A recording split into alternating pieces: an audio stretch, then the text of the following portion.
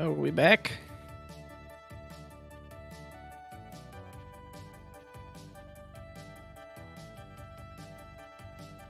Like we might be back live.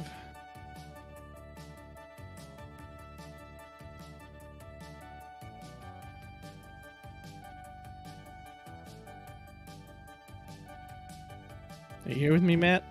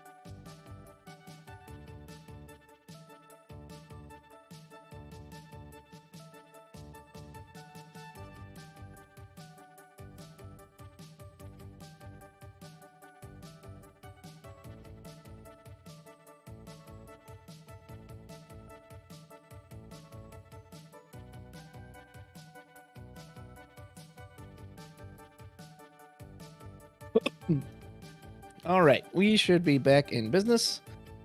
This is round 3. Looks like we've got Kyle Peters on the left on what looks to be a combination of Avalanche and Morse's Soiree members, so perhaps we'll call it Morse's Avalanche members.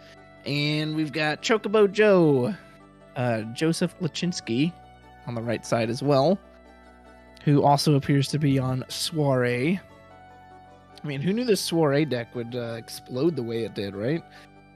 It was kind of hard for me to evaluate them back when they first came out, just because, you know, they were all over the place, and I was like, okay, I need to see him in action to see how they roll together, but they are quite good.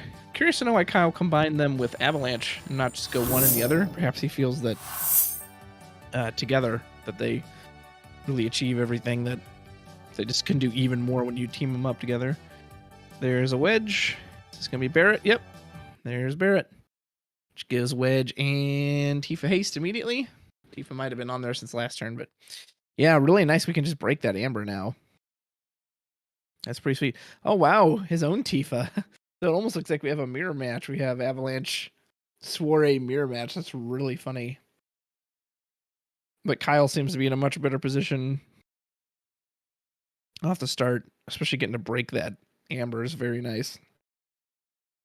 Granted, we can always play another one, or we can play an Edel.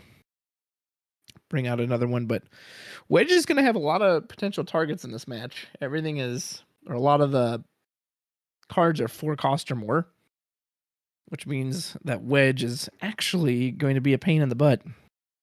A lot of times Wedge doesn't have targets when he comes in swinging.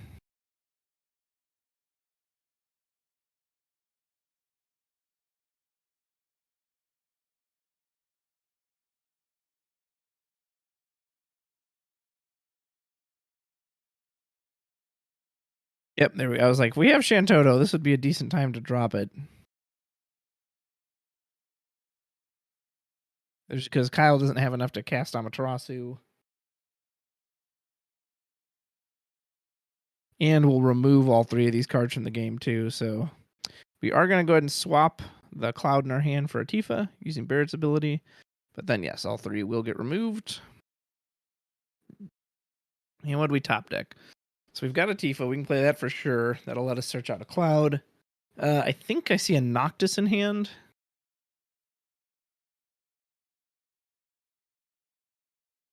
And I couldn't quite tell what the other card is. Very good timing for Joe. That's just what he needed there.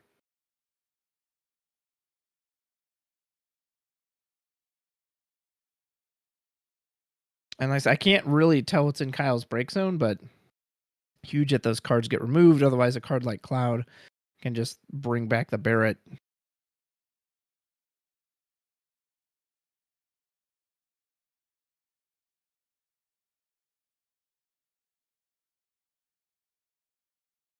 Madam Edel.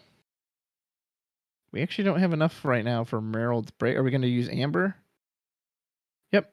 So we'll bring back that Amber. He says, "Ha, you fool. It's not gone for that long." And I think that's Elvis, if I'm not mistaken. Elvis should do 9,000 damage. We can pop this Tifa. Pretty decent, actually, because if we did want to use that Cloud needs to see an Avalanche member. Noctis and Aerith on hand, Limit Break Berlin says. Yep, so there goes Elvis. Good recovery by Joe. All the way back up to 5 backups now. That Shantoto had a very timely arrival. Looks like KP now also has a Hackathon Kyre in hand. He's just going to pass. He doesn't feel like there's much reason putting any forward down, especially when he can probably just get bopped by a Merald or any other removal that Joe has. So we'll take our first point of damage. Ooh, it's a wedge. Ooh, is that our second or our third wedge? So we're 2 wedge down at least. Maybe we won't have to worry about that card so much after all.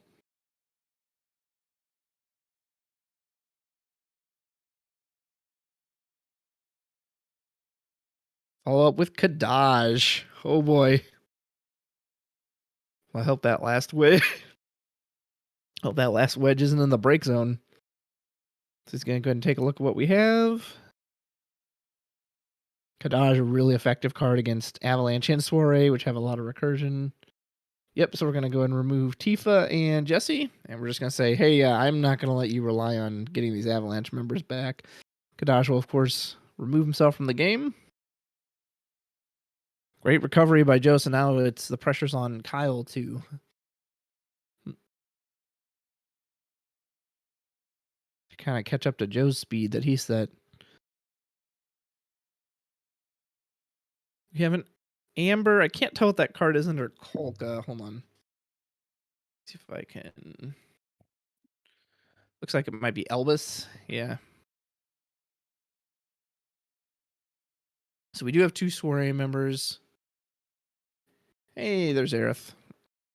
She'll help protect our Noctis. And pass. Here comes Kadaj. He's like, let me just go ahead and see your break zone again. Could also opt to give Edel 2K and Brave. Nope. He says, the less you have in there, the better. There go 2 clouds. Noctis is currently an 8K, but we don't really want to block with that.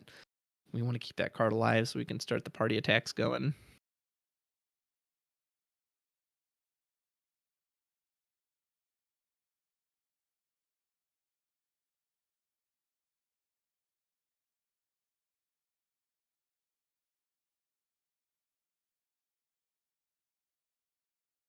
You can see a Squall in KP's hand too, so we can always use that.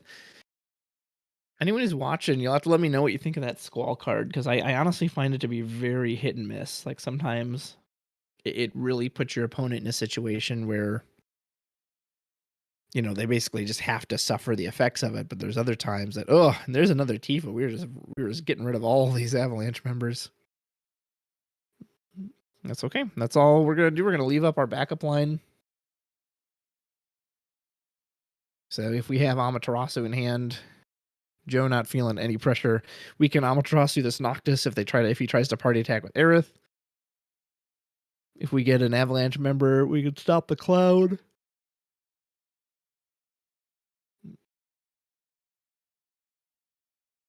But Joe feeling like he's in a pretty good spot, and then he can just sit and react to whatever Kyle does. Which is nice. Like I said, for a minute there, when Kyle had that hit with the wedge and he only had 2 backups, I was like, oh man, he really put Joe behind with that. And nope, Shantoto came down and reset the game for us.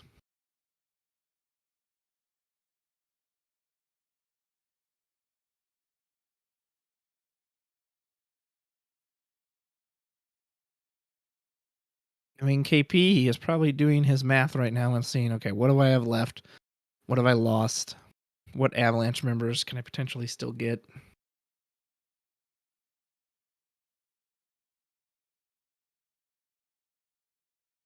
I mean, we've lost quite a few, right? We've lost at least 2 Tifas. Right, here comes Noctis. Just by himself, no party trigger.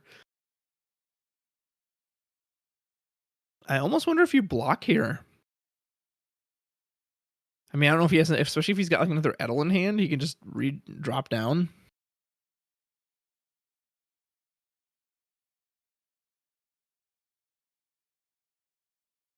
I could, of course, have some trick in his hand, but yeah, I was saying he was like, sure, get the Noctis off the field. I don't mind.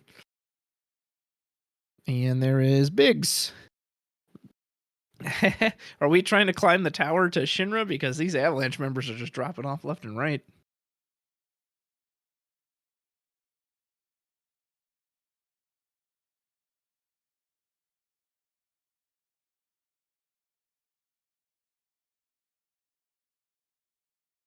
I do see we have a Barret in hand. Here comes the Barret. Now we can, if we've got any left in our break zone, which I don't know if we even do, we might have lost them all.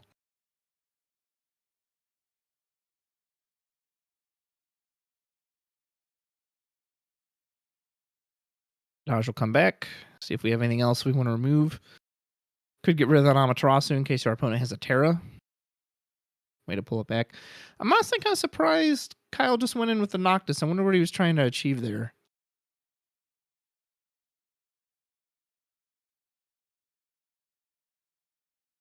Unless he just really didn't think he would block, but I don't know. Like, I don't, or maybe he doesn't really foresee himself getting off a bunch of party attacks at this point. So maybe he doesn't actually value it that much. Or with Joe's entire backup line available, perhaps he also thought that, if I party with it, he's just going to Amaterasu it. So there's Vesvia. She should be the 4th one counting herself, so we should get to draw 2 cards. Kyle probably thinking whether he wants to react to this or not.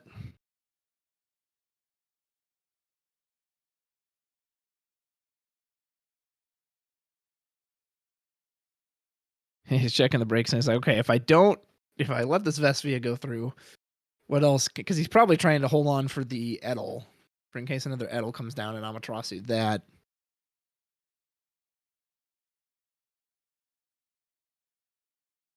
Tell you what, though, that Barret's a beater, especially with Aerith on the field. 11k, and he can't be pinged off through damage. Not that Suarez really does that, especially since Albus is already down.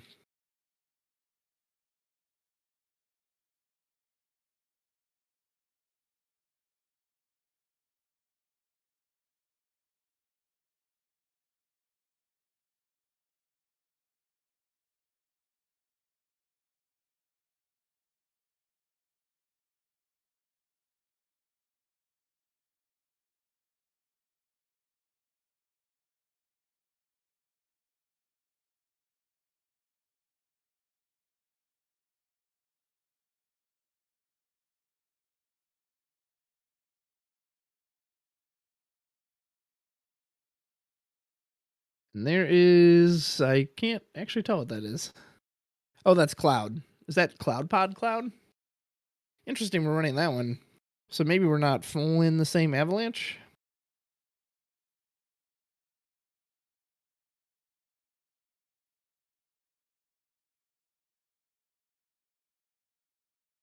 And then we'll pass after that. Kadaj will bounce himself from the game. And of course, with Cloud Pod on board, we're now telling our opponent, well, if you don't answer this thing, I'm going to start doing all kinds of fun shenanigans with it. Which we have a Hecaton in hand. We could just knock both these forwards out. That I don't think that's awful. Like, yeah, the Vespi has already done its thing, but you'll never hit Kadaj with that card. Then again, I've seen some versions of these decks where the Cloud Pod is actually just there more as a scare tactic. Kyle says, nope, let's use Tyro. Can get any forward I want. 6 CP Cloud, maybe? I'm not sure what targets he has in the break zone. Or we can just get Biggs, too. Start the party attack, start drawing cards.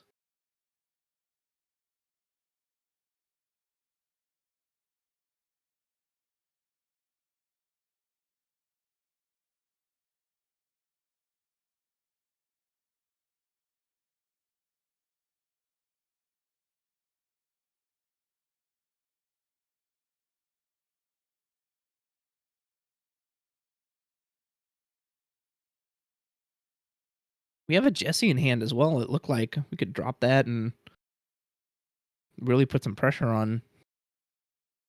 And we don't, I mean, we can party swing if we want to take advantage of it. We could also just start going in individually with that Aerith.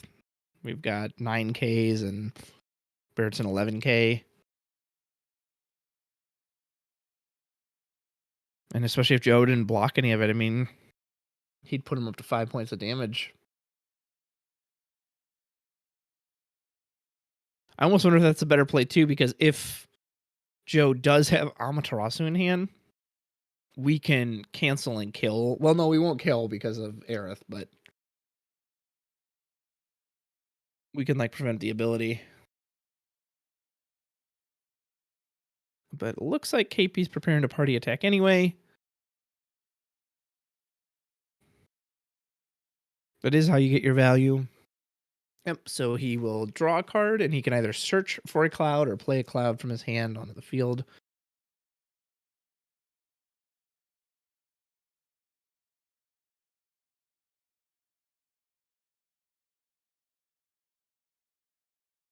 Probably Joe's deciding. I mean, if you have Amaterasu in hand, you probably do it. I don't know. Is it as valuable if it doesn't kill the forward? Granted, you also don't want him to draw, become unbreakable. Now that's the thing too. If he does do it to Biggs, he can then like step the Vesvia in front of it and kill the Biggs. Although again, that's only really so good when they have Barrett to just get it back. All right, here we go. Cloud for free. Cloud might nuke his other Cloud counterpart for 10. Daniel Guylis says, what would 2CB Cloud want to tag into here? Or do we do something like send Kadash to cheat in a Cecil, maybe? Yeah, that's possible. We'll have to see what kind of pressure we get after KP's turn. Unfortunately, Joe takes his own Barrett into damage. Although maybe he's not too bummed about. I haven't really seen much Avalanche on Joe's side. Yeah, so it looks like we nuked the little Cloud and then probably gave ourselves haste. Yep. So Kyle's doing basically the best of both worlds. He's going to push him to 5 anyway while still getting all of his value. And just like that, Kyle just flipped the script back on Joe. Kyle now has this massive board that Joe has to do something about. And he's already used his Shantoto. He lost an Edelin to damage. It's kind of funny, even though both these decks seem to be a mix of Soirees and Avalanche, Kyle seems to mainly be using the Avalanche portion of it, and Joe seems to really be using the Soiree portion of it. I don't know if that's intended, if that's based on how they constructed these decks, or if that's just what they happen to draw. And so they're obviously just going with what they've got. Is it just circumstance, or is this planned? Yeah, exactly. It's an interesting combination. Avalanche seemed, I didn't see a whole lot of people playing Avalanche when this new Opus hit, but I assumed there would be some here today. Like, it's such a strong deck. I just couldn't see it disappearing. Interesting to combine it with Soirees.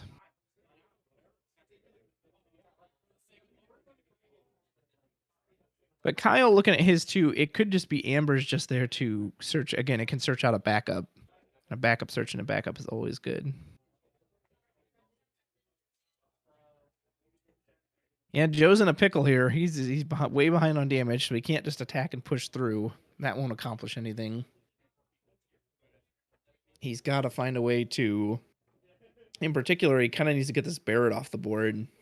Because if he just picks off like Jesse or Biggs, Barrett can just pull them back from the break zone. So that won't accomplish much. He probably doesn't want to get rid of the Cloud because he doesn't want Kyle to play another one, assuming there's another one left.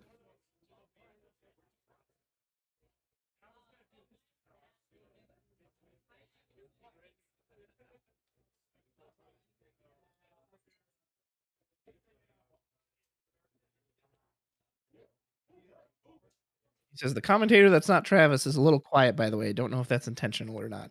I will leave that up. That is mine. That is me.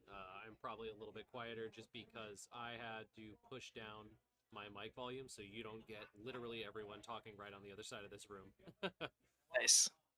I can All right, talk so we did drop Sasano. We broke our own Shantoto, which is pretty nice because now we could play another one if we need to. Unfortunately, we weren't able to kill that Barrett. The Aerith made it big enough that the Sasano damage will fall off, so Barrett didn't take any of that. I'm assuming we gave Kadaj 2k and Brave since he's still on the board. Otherwise, he would have died to the Sasano as well. And man, that's a shame. Like, yeah, we cleaned up the Avalanche, but like I said, Barrett can always just pull him right back. Here is Merrill. There we go. Now we'll get rid of the Barrett.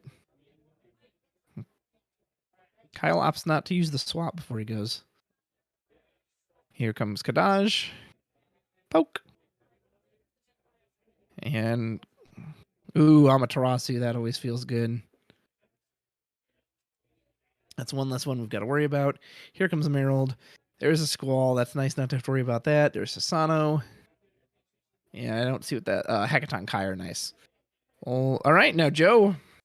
Well, very back and forth match. These two are just slugging it out. I'm a hair worried for Joe just because he has no defenders. So if Kyle was lucky enough to draw into haste, he can steal this one, but he may have counted his Barretts too. If again, I'm not sure how many Barretts are gone now. I know that's at least 2. So if the third Barrett's gone as well, then maybe that's not what he has to worry about. So now, once again, the pressure flipped again. Now it's on Kyle. This is great. I love this back and forth.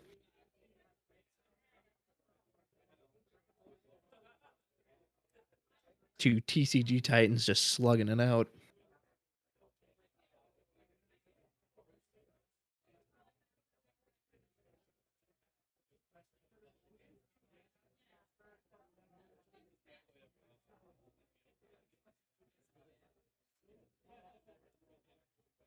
Hackathon Kyre.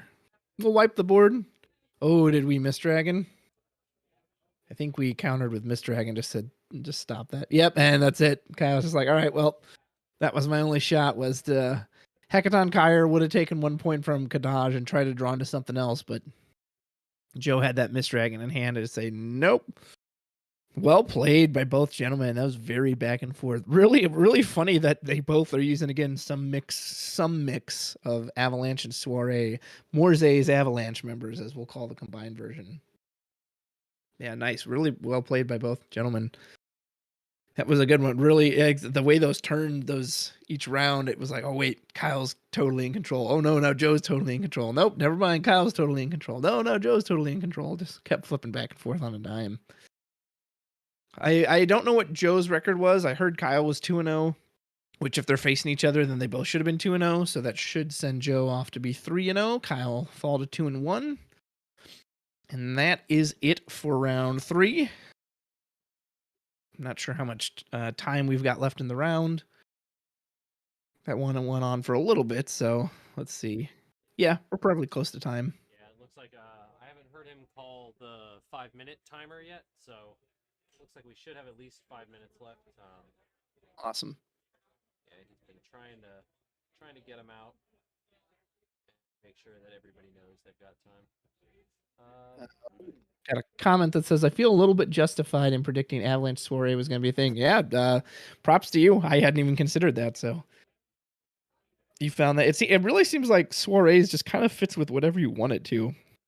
It's really amazing the way that deck doesn't brick, because kind of similar to that Mannequins we saw last round. Mannequins also multicolor, but that one could have a tendency to brick. But for whatever reason, Soirees just doesn't seem to do it. Looks like Kyle and Joe are just talking about strategy. How many rounds today? I believe there's 7. 7 rounds, yes. That is Yeah, 7 rounds of Swiss. And then tomorrow will be top cut. Is it top 16? Top 32? Yes, top 16. And top 16 will be tomorrow. Yeah, tomorrow's top 16 with side events of title and draft. And looking on the Twitch stream, I'm trying to keep up with all the comments between Twitch and YouTube. We have, I didn't like Kyle's last turn. He didn't need the bigs. Should have kept the Amaterasu. Yeah, he absolutely could have. He, made a gamble, and it unfortunately didn't pay off for him. But yeah, Amaterasuing that Sasana would have been GG right there. No, this is not 2-deck format. This is just best of 1, 7 rounds of Swiss, 1 deck. Yep.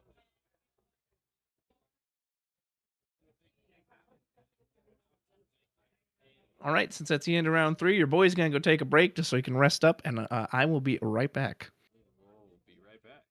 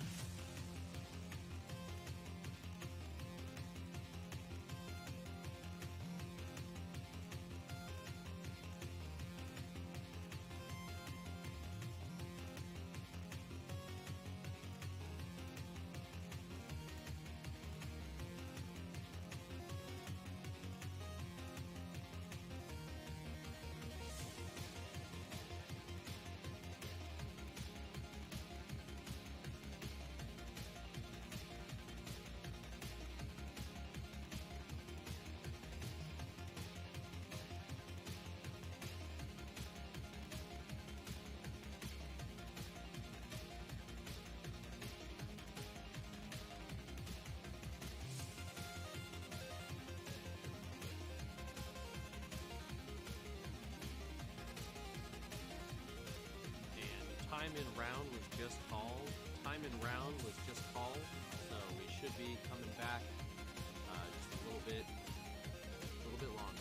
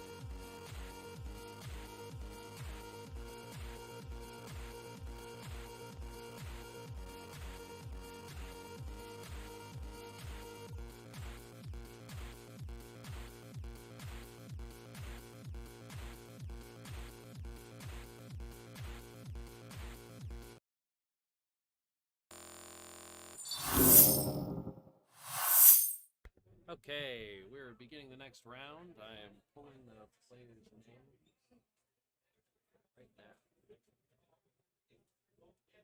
right now. And we are wasting no time. It looks like turn one, whoever our player on the right side is just going to go Madame Edel. More soirees, no surprise. Madame Edel into Irwin, which will make our opponent discard one card from their hand. Discarded an ace. I wonder if that means he is also on soirees.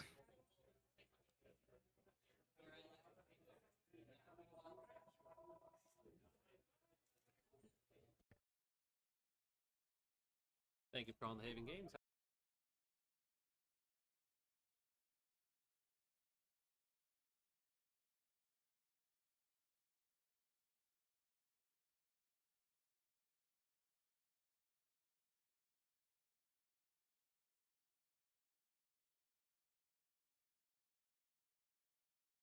We're going to counter with our own Madame Edel, but we'll be a little more conservative and go for the Amber backup. Oh, man. Oh, it's just going to be soiree mirror matches all day. Amber will, probably get a Shujin. I wouldn't be surprised if we played it down right now.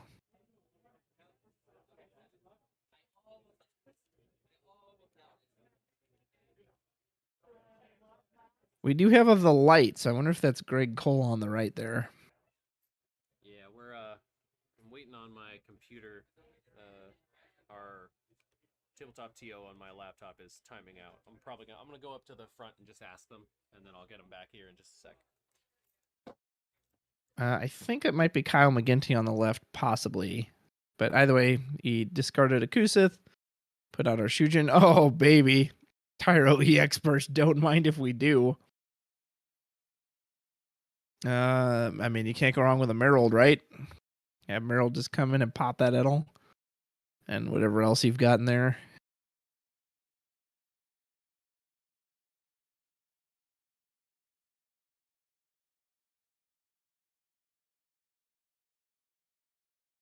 He could also, if he wanted to, he could get his own Irwin and get another soiree down, try to get a peek at Greg's hand.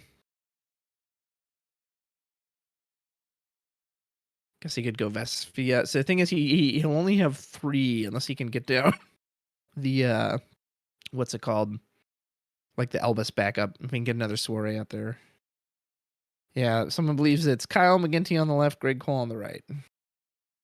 They would be correct. Excellent. I had to look away for a second to confirm that. Okay, he did get the Merald. Yep. Merald is likely... Well, again, no, we're 1 shy. So we do still need 1 more soiree member. Although that shouldn't be too hard to achieve. Hey, and there's Kadaj. I guess don't really have a ton of great options here. They're both dull. I mean, yeah, we just removed the wall from the break zone, which we probably weren't coming back to get that anyway.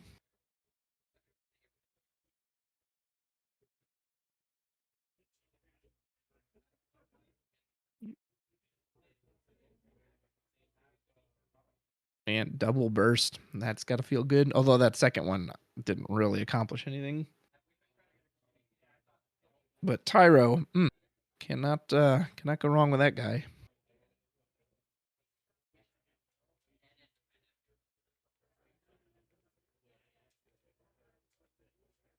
There is... What backup is that? It's wind. Oh, so that might be Lexa. Which means now we have... Oh, we're just going to be patient. We are just going to be patient.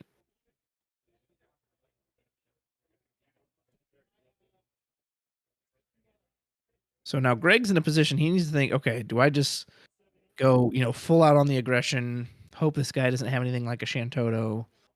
Yeah, he can hit me with Elvis. Yeah, he can hit me with Merald. That'll take out 2 of my forwards. But it's still, I mean, Greg hasn't taken any damage yet, so he's still got time to build up a little. Get a single Shujin down, get Shujin and Amber. Like, backup line-wise, you're then caught up to where Kyle's at. First, we're going to go to combat.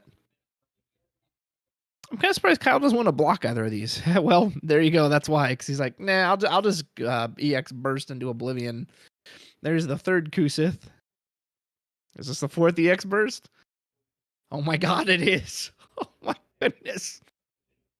Kyle McGinty, take this man to the casino. Greg's probably just sitting there like, huh? Well, now we're in trouble. Because we will have the Merald and the Albus coming down. Maybe even just the Ace. Like, we're going to have so many options. Wow, 4 EX bursts in a row. That feels real bad for Greg. I mean, I feel like you have to... Okay, so you're going to lose these forwards next turn, right? You're going to at least lose one. Possibly both. So you either just GM out as many as you possibly can and hope to still overwhelm him, which I probably wouldn't recommend, or, yep, get out of backup. Oh, is that what he's going to do? No? Okay, he is. He's going to go for it. Is that... Oh, it's Shinryu. Interesting. Oh, I don't know if I like that play. Do we have a Mist Dragon or something? Because he's just going to drop the Merald or the Elbus and just pop it. Like, you know, obviously Shinryu can get you a lot of value the longer it stays on the field, but you know he's got both of his big forms of removal in hand. And even if he has like Mist Dragon to protect it from Elbus, that's not going to protect it from Merald. And I saw that Greg had a Tyro in hand. I really am not sure why he did that.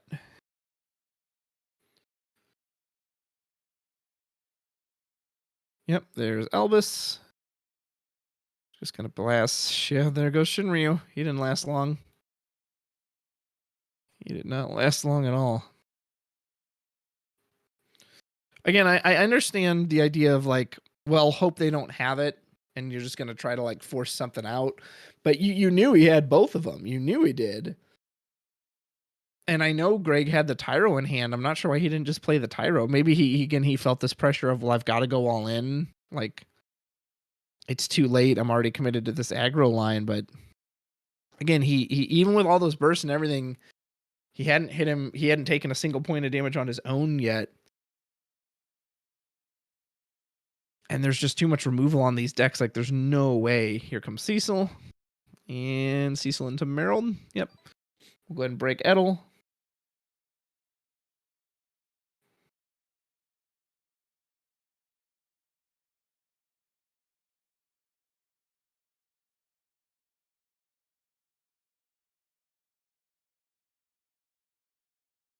And Kyle is just so far ahead now.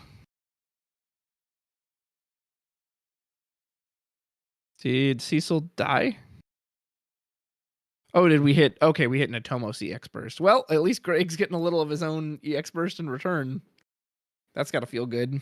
He got rid of that tax section.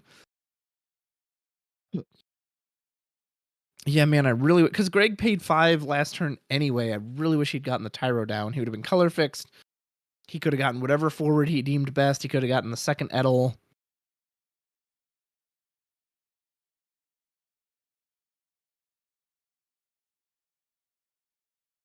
Also looks like he's rocking a decent-sized hand.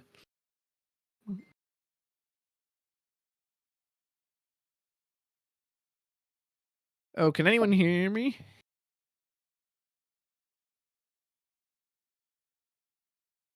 Okay. Yeah, Thought my my mic mic able to hear you. My mic was muted though. Oh, okay. Yours was muted. Yeah, I was muted. All good. Just checking. Yeah, it would be bad if couldn't hear you as well. Yeah, right. All right. So now Greg's finally going to put down a backup. There's Amber. Probably get Edel unless we want to get Shujin. He's going to get Shujin. He's going to take his time to do this, and he was probably always going to have to do this eventually. Like I said, I really wish last turn he had just put down that Tyro instead of that Shinryu. You had to have known that card wasn't going to live, given everything you saw your opponent get. And Kyle is just... He may have taken 4 points of damage, but he has got his backup set up. He's got a nice hand now. He can start, unless Greg gets equally lucky with the EX bursts. I think that's Alexa. Here's a Vesvia. We're gonna draw 2 cards.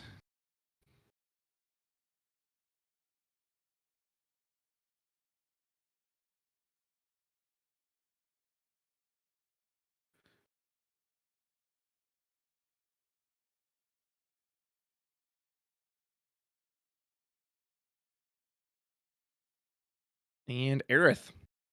It's just like clockwork, right? Aerith's gonna boost them all. Hope Greg's got like a Shantoto.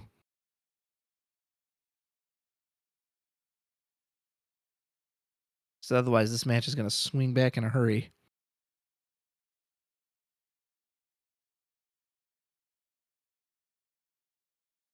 There's our Shujin. Looks like we had to, unfortunately, kind of overpay because we needed the Earth CP.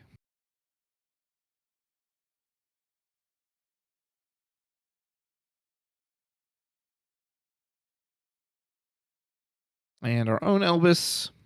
We will knock out that Aerith, so she will be gone at least temporarily. Greg is kind enough to give Kyle a die so we can keep track of that Aerith counter, which is nice. Now we're probably going to take 2 points of damage.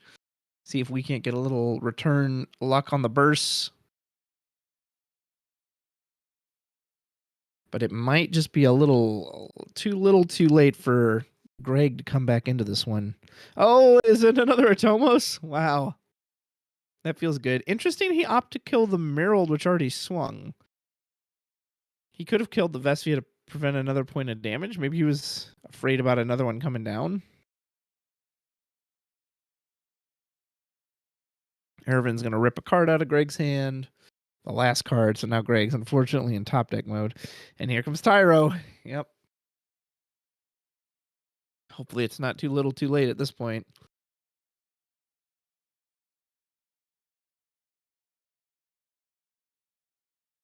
I mean, Kyle didn't even tap all of his backups, so I just struggle to see how. Ooh, Axstar is a good one though, especially with an Entomos in our damage. Axstar could be the key we need. So assuming Kyle doesn't have some surprise haste, Axstar can come down. He's going to kill a forward. He's going to search us out. Whatever we want. Greg's just hoping there's nothing he can do to rip Axstar out of his hand. Still though, he's most likely going to 6 damage this turn. Save for a burst.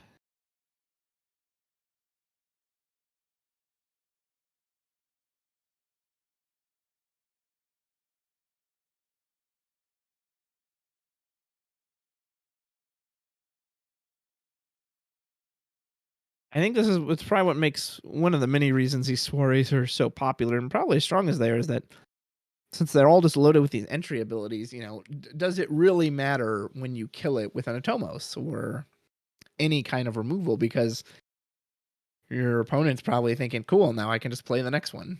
There's really no reason for these cards to continue to hang around. There's another Shinryu. Probably a good thing we didn't draw that. It would just been light CP we couldn't use. And the Shinryu just doesn't, most of the soirees are 8Ks too, so the Shinryu just doesn't even do a whole lot against him if he does the power reduction. We'll take a Shujin. Greg's probably happy to see that. It's a dead backup he would have drawn. All right, so we've got Axstar guaranteed. Hoping Kyle doesn't have an Amaterasu to just end it here and now.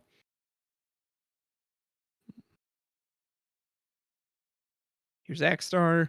The good news is there are 2 auto abilities here. He'll get the search for the damage 3, and he'll get the EX burst copy.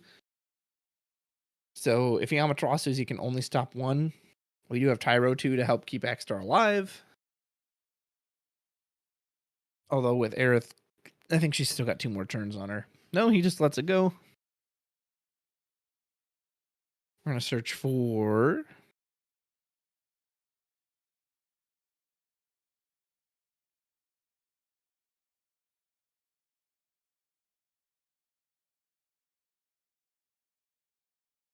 It's like Madame Edel.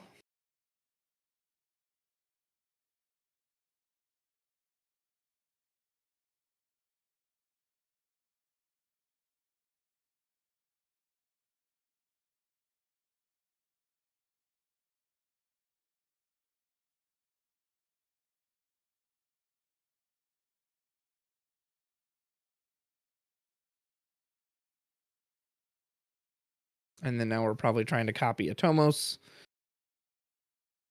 Which, who do you even kill here? Again, does it really matter with the Soirees? Yeah, you could argue Zidon's the biggest threat in the sense that he's going to keep ripping cards off your deck, although you're so far, you're close in the end anyway. Oh, nice, and we did have enough to play the Edel as well. No Amaterasu in Kyle's hand. Bring back Merold. Merold's going to go ahead and pop Erwin out of the way. Right? No, ooh, now do we have the counter?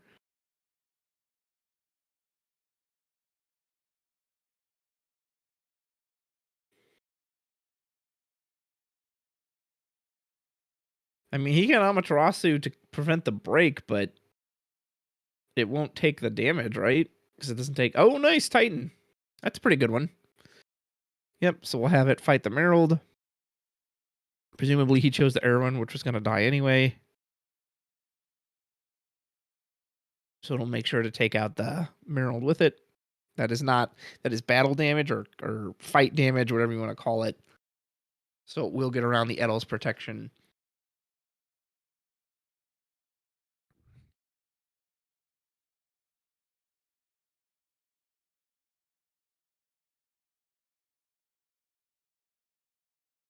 Ooh, did I see a 3 CP Earthwindy Stola in Kyle's hand? Might have been seeing things. Nope, I was not seeing things. That is indeed Lady Ishtola.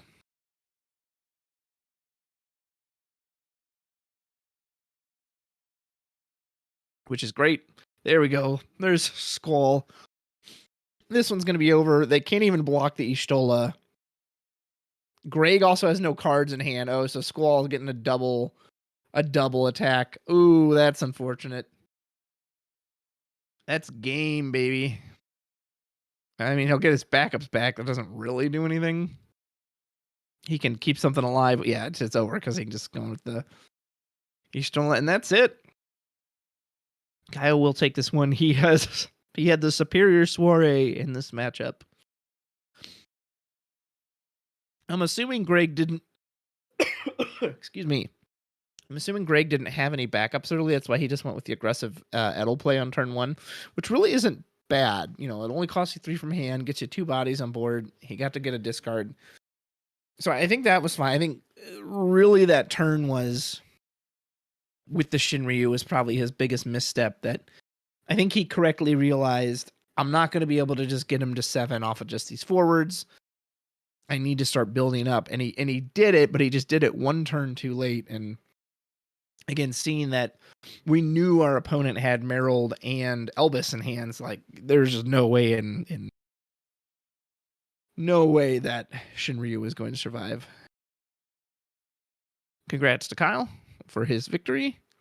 And that will be it for round 4. I wonder if we'll see Soirees again in the next round. I hope not. I would like to see something different, but, you know, we'll get what we get. And yeah, I am going to step away for a quick break, and we will be back right after this.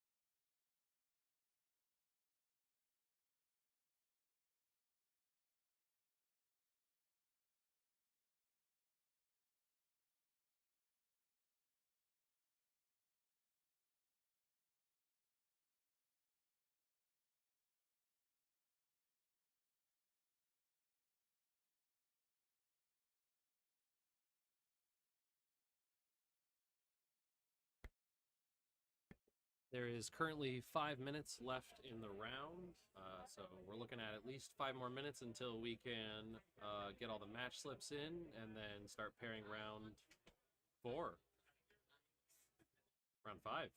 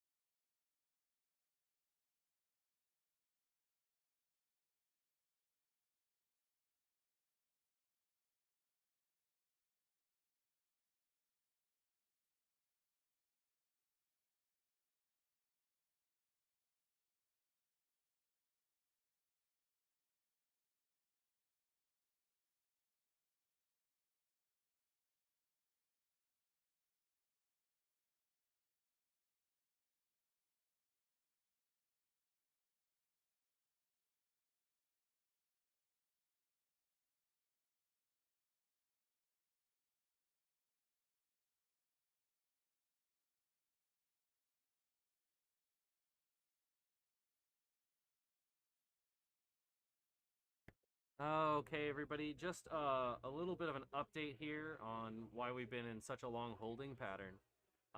We've got two of our top players right now kind of in a deadlock, so they're in overtime and they're taking their time, but they're one of the top tables, so they are really struggling to find a victor of this round. Just wanted to give everybody a little bit of an update so you know what's going on and why we're just sitting here on the BRB screen for so long. When we said Sometimes those time will those solve a little overtime bit ago. sometimes those overtime rounds can take longer than a full match. Yeah, we've got I believe it's table 2. So let's go ahead and see. We can't put them on stream because our camera is not portable. But I believe if it's table 2, it's Joseph L. Yep, it is. So it's Joseph and Matthew Okamoto. Lesniewski. Joseph Lesniewski. I'll Okay, make an attempt at saying the name. so it's Chocobo. Yeah, some people call him Chocobo Joe for short, but Chocobo yeah, Joe. Okay, I like Joe that. I like Lachinski. that. Chocobo Joe and Matthew Okamoto are in a deadlock. Well, guess I'll get a sandwich. Could be a while. Yeah, it could be a good one. Obviously, we'll update everybody and we'll go live when they are done with their round. But we do have. I talked to James, and what we're gonna do is next round, instead of it being actually table 4, he's gonna pick a separate round, and he is going to tell Joe to hurry up. Yeah, I think the pressure's on because there's only like one other match that's still going, other than Joe and Matt's. So I think Joe's feeling the pressure right about now. Yep, we've got Joe and Matt, and then we've got Sam Prime and Hunter Nance are still going. Robert Wu and Travis Hayward are still going, and that is it. We've got 3 tables that are still in OT. But the main one, with everyone gathered around, is Joe and Matt. They have quite an audience locally here. Sadly, I really wish we could just move that stream setup so we could get them on camera, because that would be a lot more interesting than this BRB screen for you guys. But that camera does not move, and it has taken me weeks to get it to work, even in the spot that it's at. So we're not gonna even play with that. But yeah, so I was saying, next round, James is gonna hand select a pairing that he's gonna move up to table 4. So we're gonna swap them out. So you will get something other than some of the top tables. Because I saw somebody had requested a lower table deck. And we definitely want to show some variance on the stream and make it a little more interesting, especially because we are due to where the streaming setup had to be. We're streaming table 4, so we're not even streaming the top table, quote unquote top table. So yeah, we're gonna shake it up. We're gonna move somebody from that would have been lower on the roster. Excellent. Up to stream table. Good stuff. Good stuff. Yeah. So hopefully we will have a new pairing, a new match up here for you soon. We are also thirsty for printing new pairings, so we will update you the second we can get it. And actually, I realized I wasn't playing any music, so let's at least put some chiptune on in the background.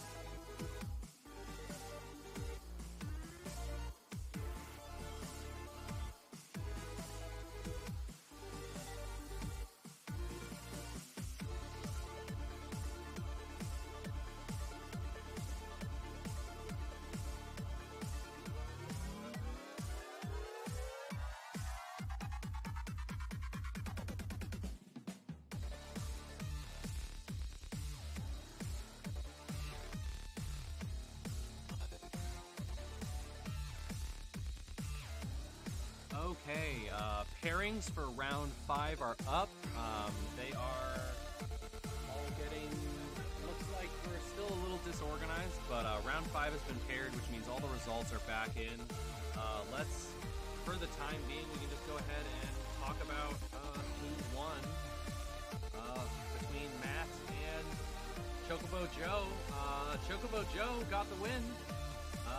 Hey, how about that? It was 7-2 in the end. Chocobo Joe took the kill. It was 7-2 and they were delayed that long. Round 5. This will be round 5 of 7. I don't know if anybody saw that earlier in the chat. We got 7 rounds today. But round 5 should be starting up here soon. Pairings are out. They also posted everyone's standings so that everyone could see where they're at. We've had a few drops throughout the event, so now we're down to 39 tables that are playing actively right now. So we've had about six players drop because we were at 42 before, and that's 3 tables worth of players, so 6 people. It was 7 to Yeah, 2, and it so took we should that be long. seeing some movement here very soon on who's going to be our stream table. Normally, it would have been whoever got paired at table 4, which would have been Matt Akamoto and Michael Burrell. But we are going to shake it up and give you somebody from lower down on the roster to hopefully see some variation of the decks. Kind of see something new on stream. Alrighty, give us just a little bit. I will be back when we update with an actual people playing.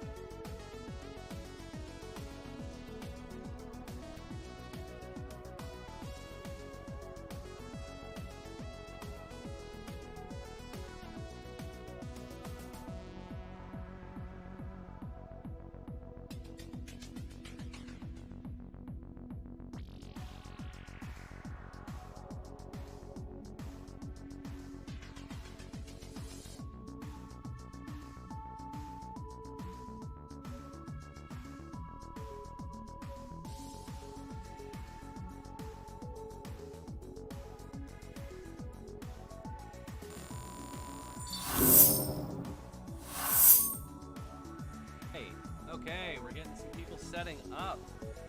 Today we have swapped out. So on stream is our table 21. Oh, one sec, I have to update my pairings. We had to repair. Oh, you're good. Can you hear me?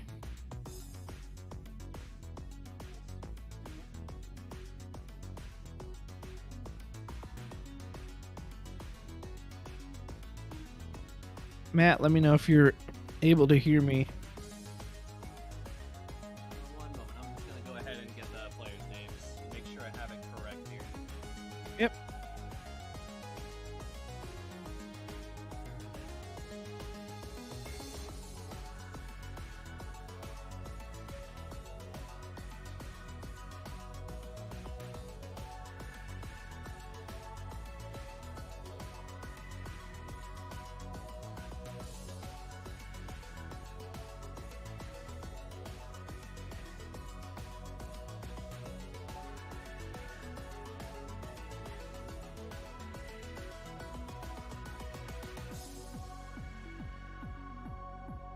Look at that, a nice clean cut by both players in unison.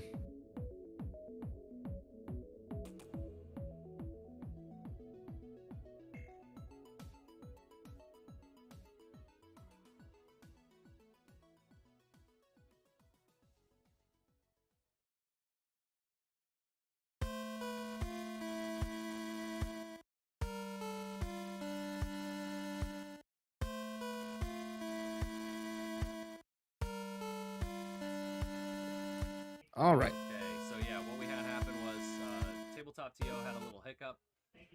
So the pairings that were live on Tabletop TO were incorrect. It's not a repair. We're just Thank waiting God. for, yeah, right. Repairing 39 tables is not fun. But yeah, it is now correct. So we've got.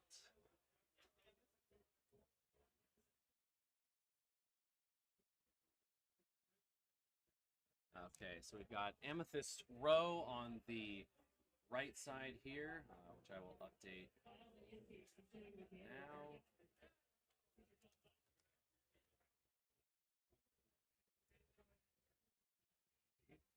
If I can learn how to type properly. Amethyst. I think that's my birthstone, if I'm not mistaken. Oh yeah. I mean, it's a good one. It's Right? Funny little connection there. And Vito Galatro is on the left.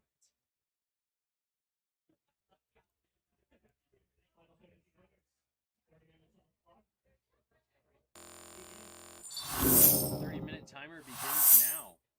So I will actually keep a 30-minute timer on my PC back here as well.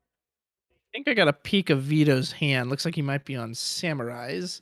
Slamurais. Ooh, there's Hilda. It's going to let us draw a card this early in the game. And we pitched some Water Leviathans, so Amethyst could be on the Water Bounce list that took Japan and TCG World by storm for, the week that it did, because that's the length of stuff around here. But no, yeah, I was hoping, I assumed some players would be running this. So I was hoping we'd get to see one. Well, we can all thank James for picking this matchup to swap out. Thank you, James. We'll pitch delete. Okay, so maybe it's not Samurais. This might just be more Knights. And the Samurai is just our nice crystal generator backup. Is this mono fire, or do we have some ice in here?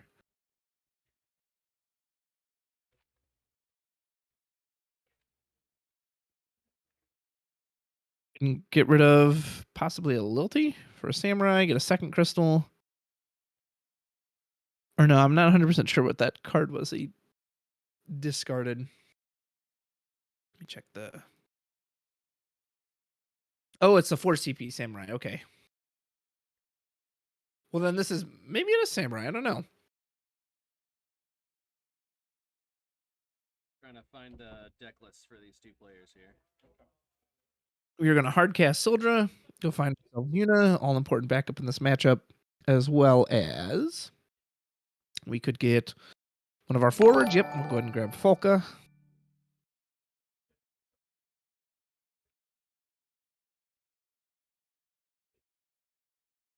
I imagine we'll probably play that Yuna this turn. Yep, we'll go ahead and get rid of one of the blue worms. Interesting. I guess, so we had 3 in hand. I don't know what he has in hand. I wonder if it would have been better to hold on to that blue worm, because if we don't have anything to cast on curve next turn, we could have just put the blue worm down off the 2 backups, drawn ourselves a card. But perhaps he has something else in mind. Here comes Soul. Soul is, we're not going to pay a crystal. Or no, maybe he's showing it to him to read it. I would say, surely he's going to pay one of these crystals, right? So paying one of these crystals, we'll get to play, I believe it's a 4-cost forward onto the field. Yep, there's Squall. And are we going to try to get ourselves down hand size for haste? We are. Oh, and there's Ramza. Interesting. So Ramza's going to spend a crystal, probably get haste 9,000 power. Unfortunately, Ramza is very weak against this bounce list, but sent in is that Leviathan, so he'll give Soul 5,000 protection, draw a card. Kuchulain, yep, 2 EX bursts in a row. Don't mind if I do, which basically say draw 2 cards. For the low, low price of you hitting me twice, I'll draw twice. Seems like a good deal. And unfortunately, this Ramza might struggle against the bounce because he'll have to repay crystals every time he re-enters, but he did at least get one hit off, so that's a decent amount. And just putting on this forward pressure too is probably a decent thing against this bounce list. He doesn't have Mashri out yet. You know, make him use up his summons in order to force your opponent to replay all of these. There is Tross. He can become a forward on our next point of damage, and then he'll start drawing his cards as we get our bounce shenanigans on.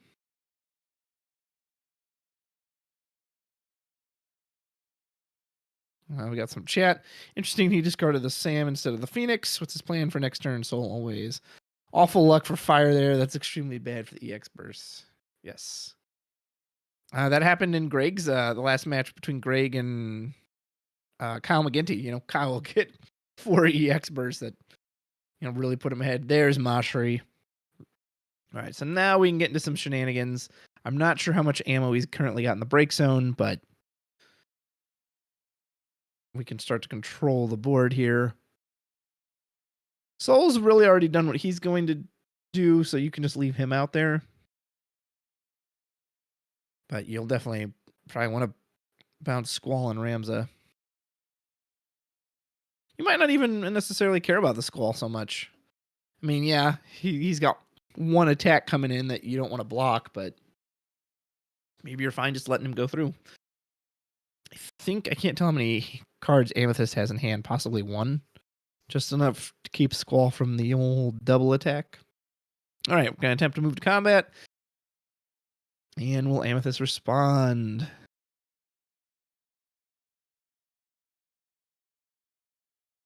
like Amethyst does just have 1 card in hand. Yep. So that Folka says that he can discard a water summon to activate one of 3 abilities. He can either activate a forward and a backup, he can prevent Folka from being chosen by summons or abilities, or he can bounce a 4-cost forward back to his owner's hand. He's going to discard that summon to send Squall back. Tross says whenever he sees a forward get bounced, he gets to draw a card. He's like, well, all right, here comes Big Ramza then. If we drew into another summon, we could bounce the Ramza as well.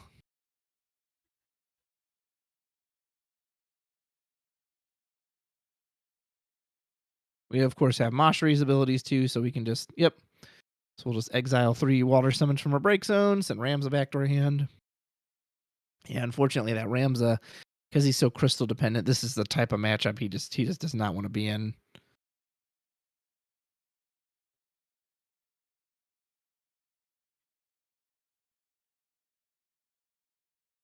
Is that a Chivalry? Ooh, looks like we do have ice. Nice. We'll use Nagmalata. Go search for a monster. Do we have Biblos? Maybe Jin? There's Jin. Very nice. I almost wonder, depending on what Amethyst's game plan is here, I almost wonder if he actually would have been fine just like letting the Ramza hit him, put him to 3 damage. Now he can turn Tross into a forward. And now he can really just counter swing really well. Put his opponent to 3 because he just bounces everything out of the way.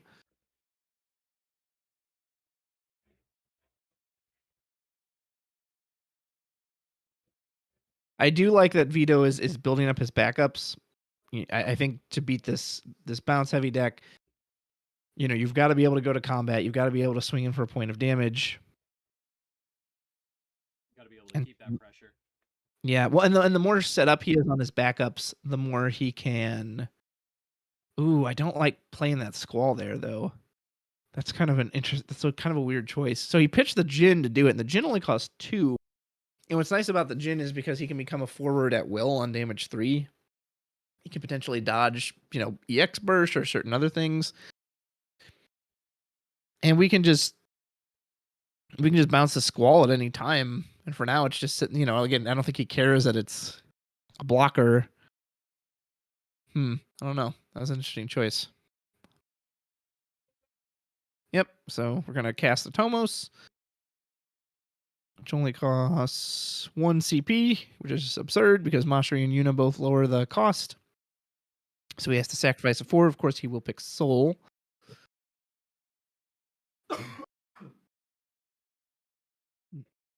And we'll pass back.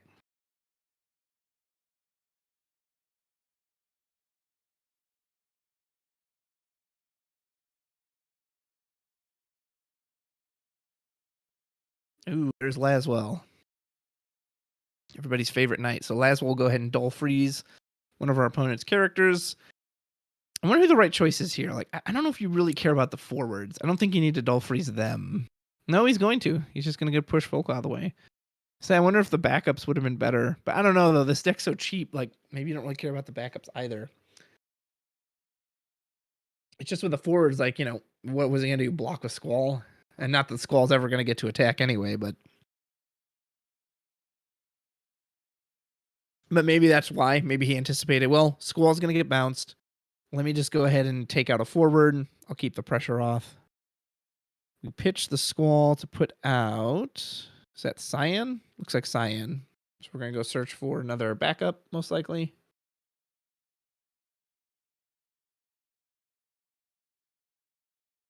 It's been really interesting to see decks use that Cyan as just a backup finder, crystal generator. Good thing that Samurai, or that it was just happened to be called Samurai. Oh, he's going to get the big one, 4 CP Samurai. That can put Squall onto the field from the break zone, which is very nice. Again, as long as Mashari and the bounce mechanics are on the field, he is going to really struggle to ever get that Squall to attack. But, maybe that's just what he needs to do. If it goes long enough to come to like a mill game, Fire should win because Water's going to draw so many cards. And so maybe that's just when he needs to keep this constant forward pressure to say, okay, yeah, you can burn all your Mashari bounces. You can use it, but you're going to run out eventually, so... And yep, Amethyst just passes back, playing the slow game. And that's why, so, like, had he let himself go to 3 damage right now, he could attack with that Tross, like, bounce the Cyan out of the way, draw a card. He could kind of be applying some counter pressure.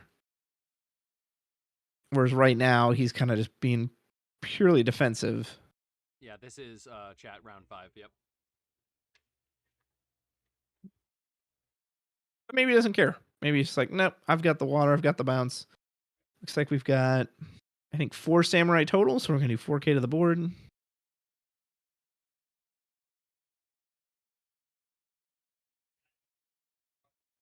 Hey, that's a good burst to hit. Oh, man. That's huge. He's just 3 bursts in a row. I mean, with all those water summons, it's no surprise, but good gravy. So we're going to bounce a forward back to its hand, and then get a water forward back from the break zone. I guess technically we could also put Mashri on the top or bottom of our deck. I don't know why we do that.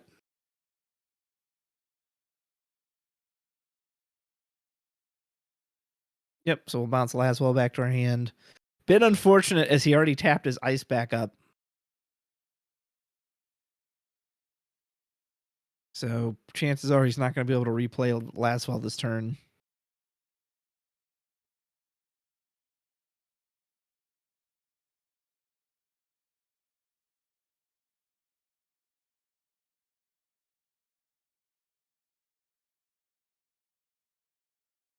I think we might have Amaterasu in hand, but there's not a whole lot of auto abilities in this deck to cancel.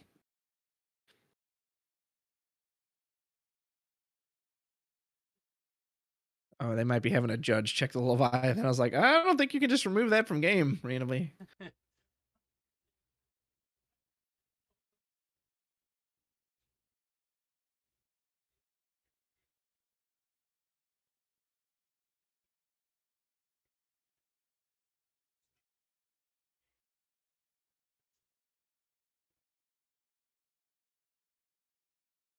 We do have our Tross online now, so we can start counterpunching if we would like to.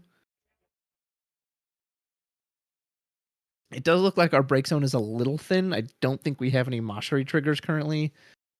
And we would definitely feel safer about punching in if we knew that we had her backing us up.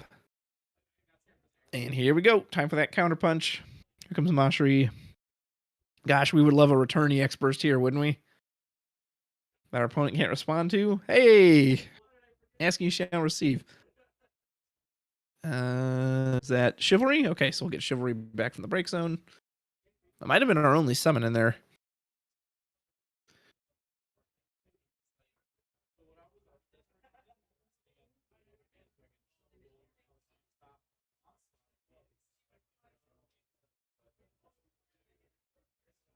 There is Soul. Probably not too sad to see that go. We don't have any crystals, so that card doesn't do a whole lot for us. And here comes Tross. I don't remember if the bounce is optional or not. Okay, now we're going to Amaterasu the Tross, since that one is actually an auto ability. Which in theory, if we wanted to, we could bounce Tross back to our hand. It's this water deck, so surely it's got a way to do that. If we wanted to save him.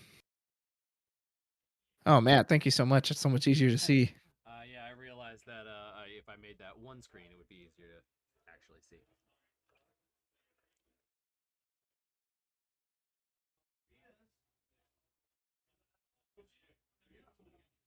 This is round 5, right? Yes, this is 5 out of 7. Yep. Perfect 5 out of So 7. we're gonna try to we're gonna bounce Tross back and get back a water forward from our break zone. So we will protect him. Get a couple more water summons in, loaded up from Mashari. Yeah, and this is where water starts getting a little difficult to deal with.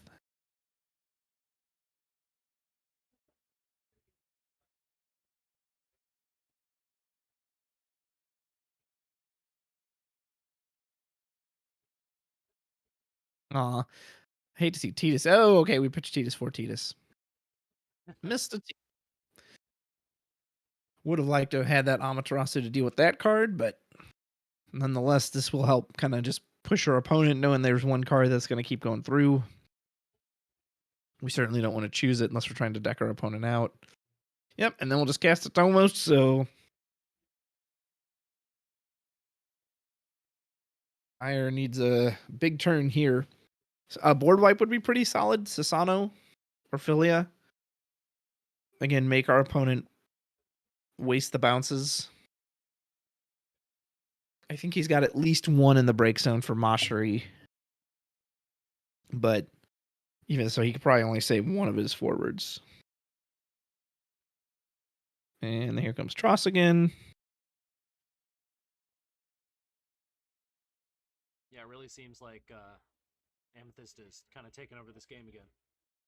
Yeah, this water deck is very control style, so it's happy to be patient. It's happy to just very slowly. And what makes it so difficult is that Mashri has this action ability that she can remove 3 summons from the break zone and just bounce a forward, which makes it really difficult for a deck like this that wants to attack you.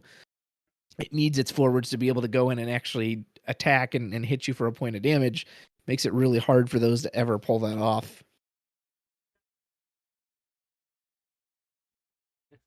That's why probably our best bet here is something like a board wipe. That way he can bounce his own stuff to save it, but there's Laswell. Go ahead and Dolphreeze Folka. I wonder if we're trying to bait out a summon protection from that too. Nice. Ramza is also a knight, so Ramza will also Dolphreeze. We'll Dolphreeze Mashri. Kronos was saying, what did we pitch to play that Tidus? I believe he pitched another Tidus. I think he tapped She Yuna. pitched another Tidus, but then there's some other pitch zone, little bit of a switcheroo over there. I think she changed her mind on what she was pitching. Oh, okay. I must have missed that then. I looked away. I forget what card ended up in there. No second Tidus on yeah. Yeah. It was she pitched the Tidus and then I believe she swapped that out with another card.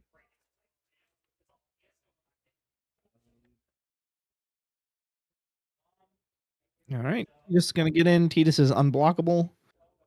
So there's no way, no amount of forwards is going to stop him.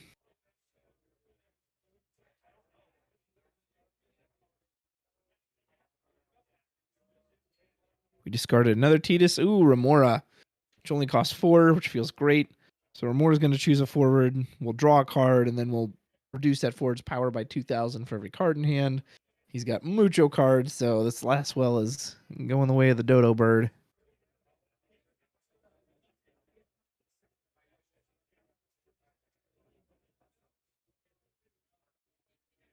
And then we'll, happily bounce this Ramza. Like I said, this Ramza, I mean, we don't have crystals for it anyway, but it's just so easy to just push it out of the way with no on it. Oh, nice. There's a light rain.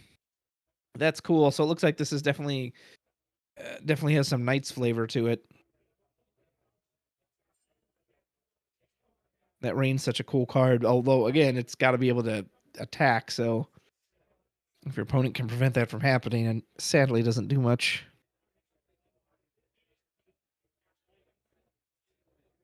And Merrill Webb, search out a water forward of our choice. Probably just get whatever backup or whatever. Okay, lightning. I was like, wait a minute, there's a forward we haven't seen yet. Lightning's effect, no way will it go off in this state because our board's too big, but it's just going to help us dig deeper into our deck. And really, Fire's got to find a way to answer this.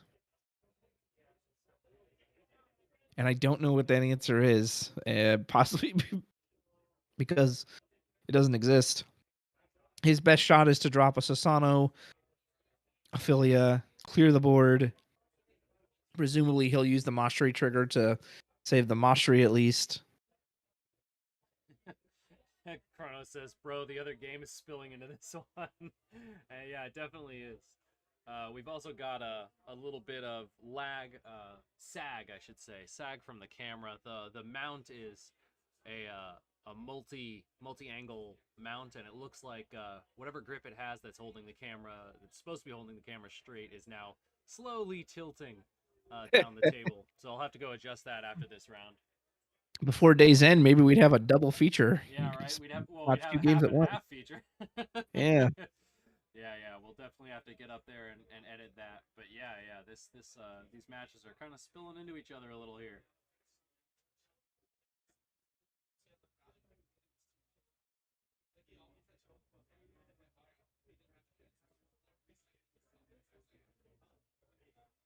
Yeah, just playing the naked rain down onto the field is, unfortunately, we're just running out of tricks at this point.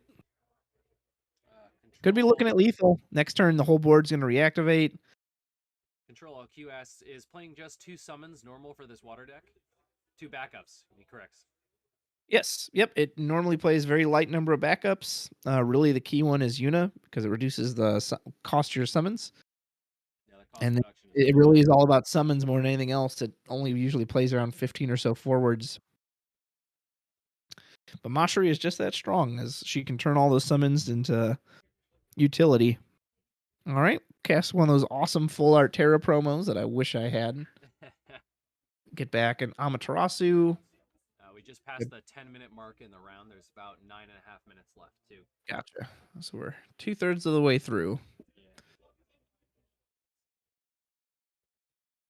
Amaterasu will stop the Tross. But even with that, he would have 3 attackers still. Oh, nice. We're going to play something. Yeah, maybe he's realizing he can probably just bounce stuff out of the way. I need to get something on the field. Squall will have haste currently, which is nice. Control Alt Q. It was 84 earlier today.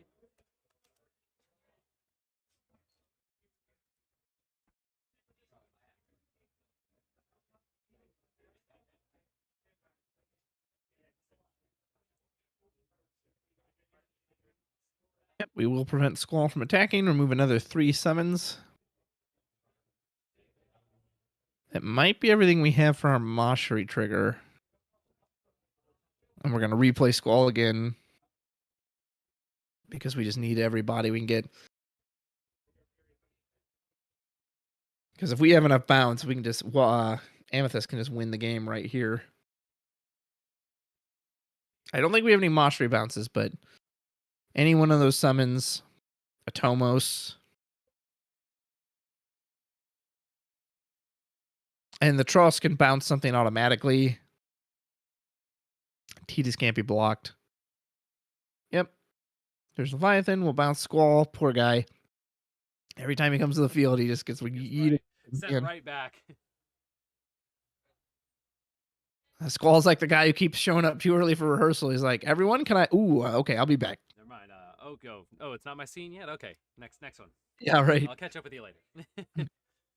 Remora will send her packing, and then we'll just eat. Yep, so unless we hit a burst here, we are toast. There's 1, 2. Nope, no good. Here comes Titus. We'll finish him off, and Amethyst will take it. Okay, she wins. Good job. Good job to both players. Vito, it was a heck of a battle for you. It's just, unfortunately, that's just kind of a bad matchup for your deck because they've just got so many ways to prevent you from ever attacking.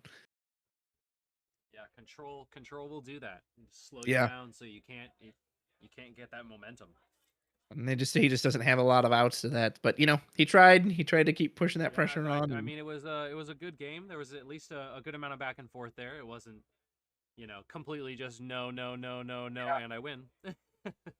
And I think he had the right idea by kind of going on that early aggression and just hoping, hey, again, maybe I can pressure him out before he gets set up. But yeah, he also hit 3 EX bursts in a row, so that didn't help either.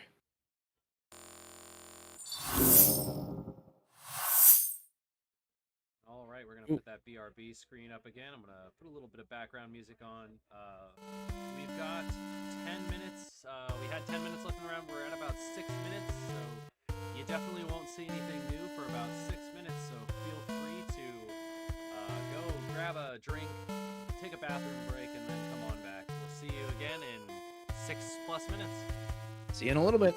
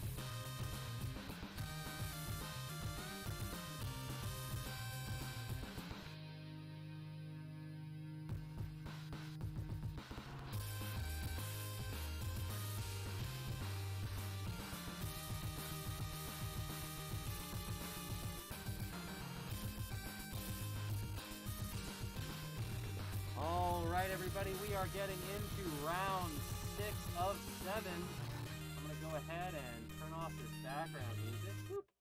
And I'm going to go ahead and do the live scene. Okay. So, Amethyst Row is suddenly transforming into Matt Okamoto.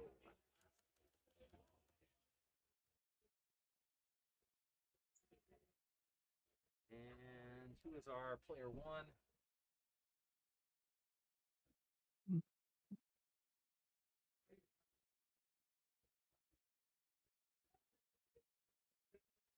Kyle Peters.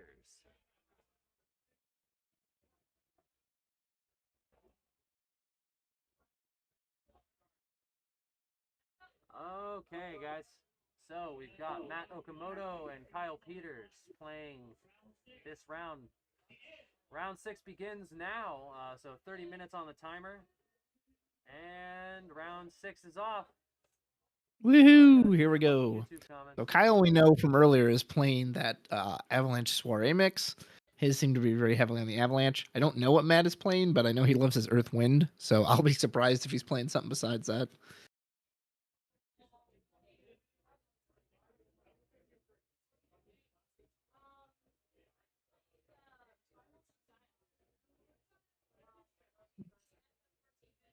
There we go.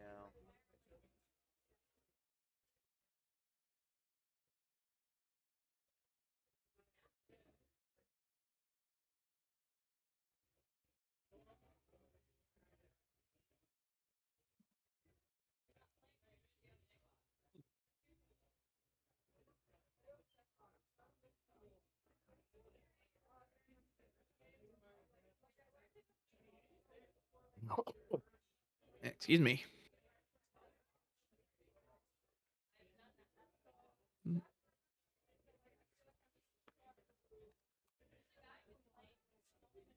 Kyle will opt to keep his hand.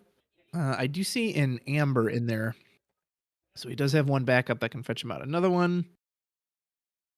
But again, if Matt is playing his kind of Earthling control style, perhaps there is some incentive as well to just go aggressive and start knocking the door down. But he has to have Barrett in hand to do that, and I'm not sure he does.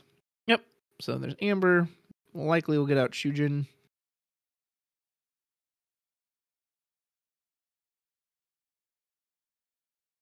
Oh no, grab Elbus. Interesting. Maybe he just wants that fire CP. Yeah. If he's got another Tief in hand, he can cast it right off of that. So doesn't really care about the on-entry ping from Elbus. Just wants to be able to get his colors out.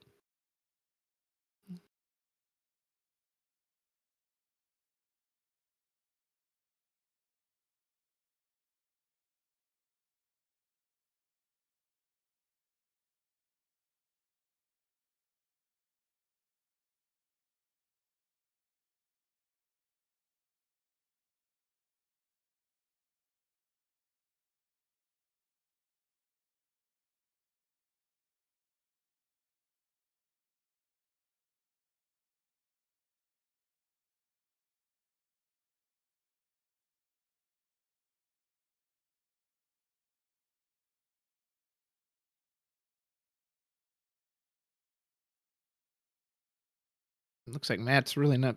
Looks like he's having some tough decisions to make.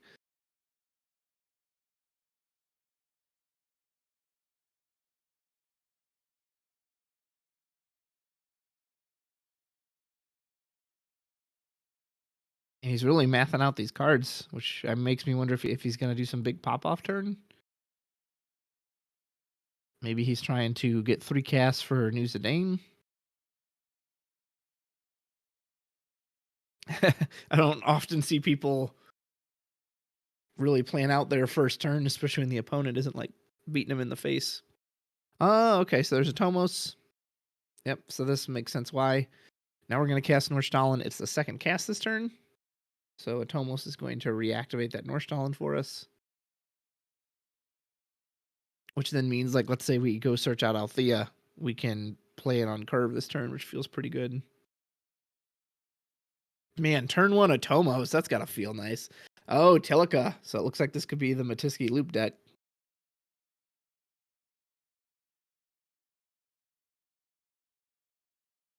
So Matt is now also fixed with CP, and he has that that Atomos immediately, which just says everything's too cheaper now. Kyle will put out a Noctis.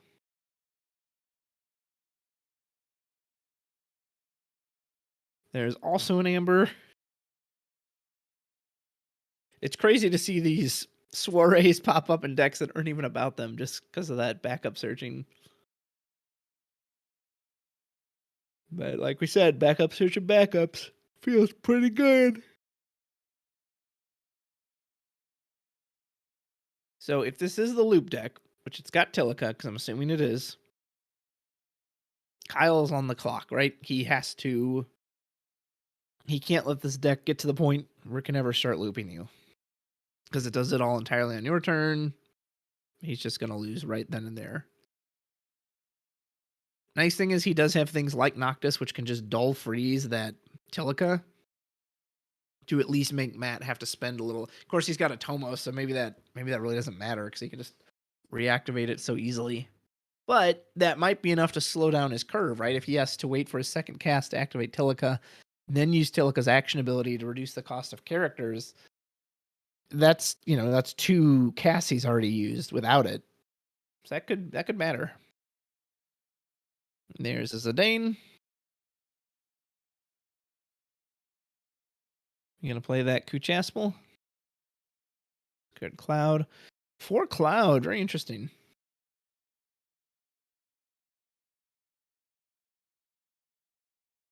Cloud should be pretty nice here, as Kyle can discard a card from hand, a 7 card, to make Cloud unchoosable by abilities, which will be really good against things like Typhon or King Tycoon, if that's in here. I don't even know if it is. Looks like we reduce the cost with Tilica. Go ahead and put down Alexa for 1. Here comes Typhon, yep. Which Kyle surely was expecting. So now he's like, all right. I mean, I can see the bigs in his hand. Bigs, Amaterasu, and I'm not sure what that last card is. I feel like you have to stop this, right? Yeah.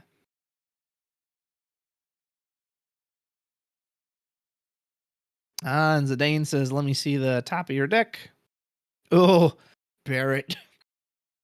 That sucks. Kyle would have loved to have drawn that. Obviously, Matt won't have any synergy with Barrett on his deck, but it's still just a big body, which is quite nice.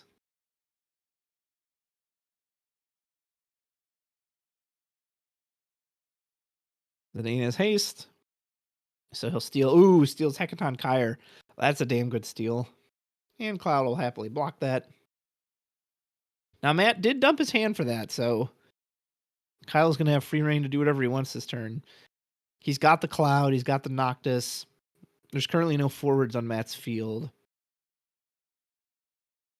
Man, Kyle would have really loved to have seen that Barrett. What a great steal from Matt. I mean, 2 great cards. I don't know how relevant Hecaton is in this matchup, but Kyle's probably trying to decide right now whether he wants to party attack or just go in the solo. He's going to party. We'll get the Noctis trigger. He's going to dull freeze the... Oh, that's right. Noctis can break a monster, so he's going to get rid of that Tomos. That's pretty nice. Now, the nice thing is Matt is currently in top deck mode. So we'll see if he drew anything he can really play this turn, or if he's going to have to just... Yep, he's got something at least. He does, of course, always have access to those banked cards from Zidane as well.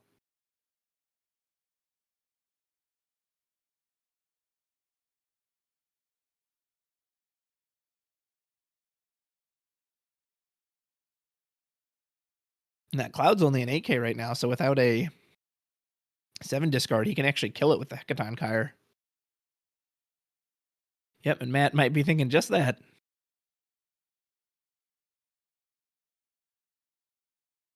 We have a Biggs and a Jesse in hand. So we can absolutely... Yep, he's going to cast Hecaton Kyre. We can keep the Cloud alive. If we pitch one of those, which I feel like we kind of have to. Like, I think you want this Cloud to stick around. We've already spent the Typhon. Yep. He says, I'll let the Noctis go, but I'm keeping Cloud alive. Ooh, did we draw into Barrett? I think we might have drawn into Barrett. Yep, we did. So Barrett, we can get back. I think we have access to all 3. We have Aerith too.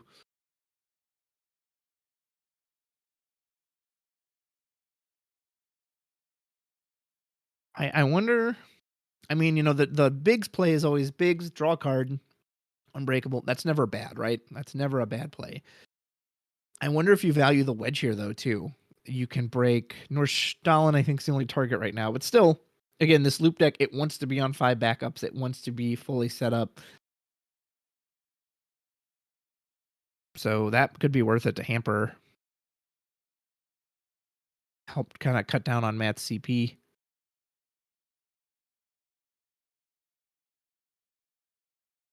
But I feel like Bear's got to come out for sure. Aerith, there's not really a reason to put Aerith out.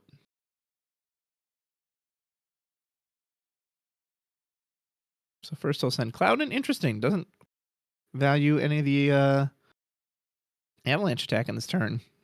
I assumed he would be more aggressive, but maybe KP's feeling pretty good. And maybe that's the right play. Sometimes I personally get panicked when I face these loop decks. It's like, oh my gosh, I've only got so much time before they're going to loop me and I'm going to lose. But KP wants to take it nice and slow here. It's nice because that Typhon isn't a forward. He's going to have to put down another wind backup, which we just lost one to damage in order to make it a forward.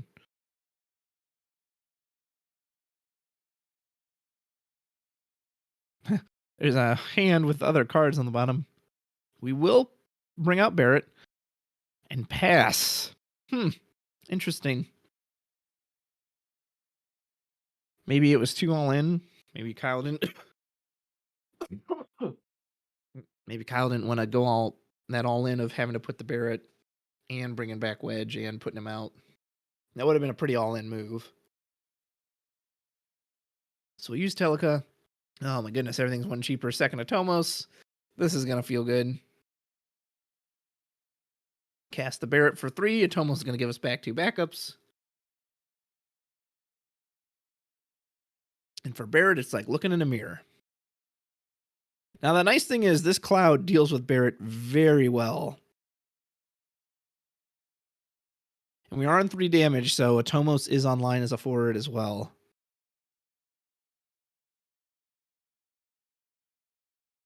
We've got 2 Bigs, I think, in hand. Maybe a Biggs and a Jesse. I see Biggs for sure. I think that might be Jesse behind it. And of course, we can always trade for Wedge. There's Biggs. We can always put out Aerith if we feel like we need that extra power.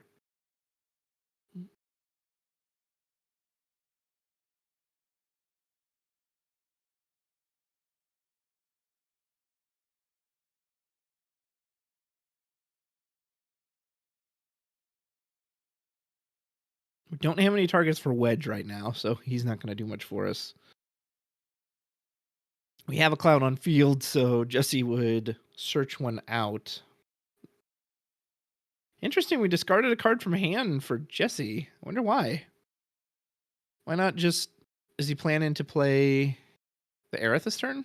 Maybe once he draws, he'll feel better. Ooh, are we doing a triple party attack?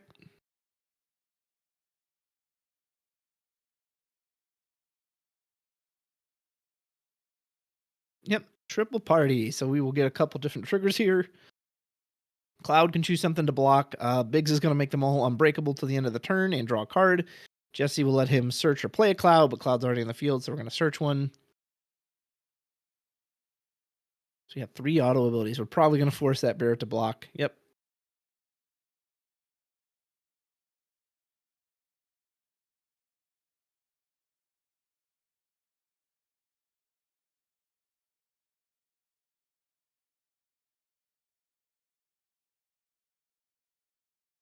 I kind of wonder why he did all 3 instead of just going in individually, but maybe he doesn't feel the need to race him. Maybe it's just like, no, this is good. I'll get to draw 3 cards, or I'll get to draw 2 cards. That's what matters. He's going to keep the Barrett up on defense, too. Now, he does want to be careful of damage 5 because of what Mira can do with, like, Luminous Puma. Well, and then I guess the nice thing, too, is if by keeping the Barrett up, he, Matt has to either have an answer if he wants to do the Atomo swing. Because you want to do the Atomo swing, right? Because it gives you all your backups back. But if Barrett's there, he's saying, well, you can do it. You'll get your backups, but Barrett's then going to kill your Atomos. So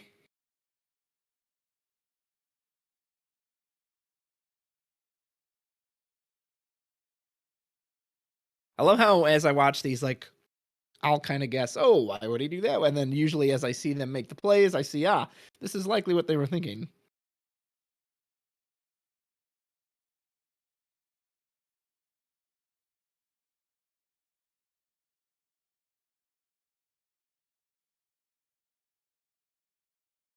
Matt is definitely a bit of ways away from being able to loop him, if that's even his goal. Maybe he's just trying to beat him outright.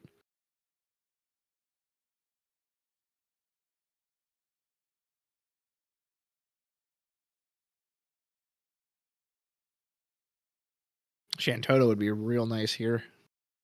But I'm assuming if we had it, we would have just dropped it. Of course, the dangerous part is our opponent has 3 in hand, 2 backups up, and I believe we all saw that he had Amaterasu in hand from earlier, so he could try to Shantoto, but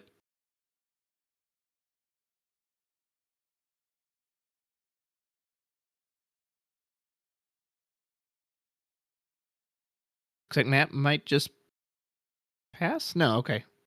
He kind of did that extended hand gesture. I thought maybe... I think that's Rosa in his hand. But I don't think he's going to... Even with the Atomos, I don't know if he's going to really have the cards to cast to be able to get the Rosa trigger.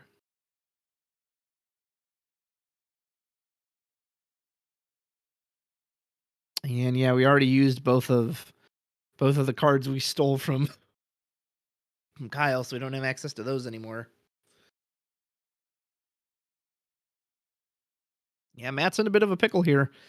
And he may not necessarily know we've got... All right, so here's Rosa. I'm assuming we're not using Tilica, so we'll probably just pay 3 for this.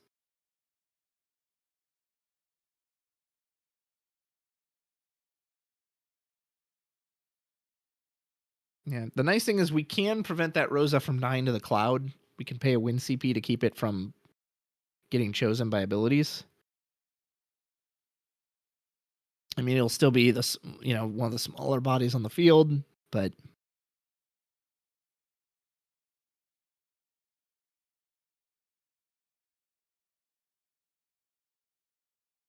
okay. So we did decide to just dole 3. We can keep the Rosa alive. Typhon's not a forward. We have 2 potential blockers. And before he passes, KP's just going to go ahead and scoop up that wedge. Man, if we can get...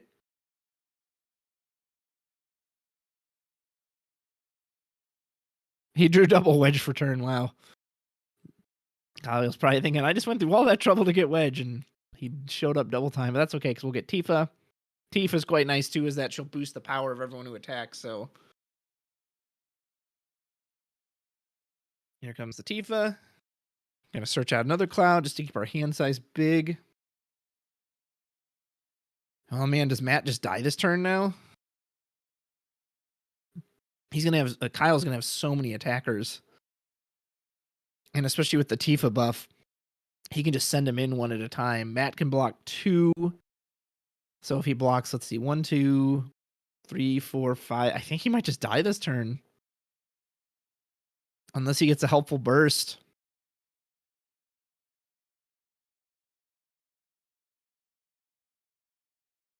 I don't know what he could have in hand off of 3. I mean, he can like Miss Dragon, but I'll just keep the 4. That won't prevent him from dying.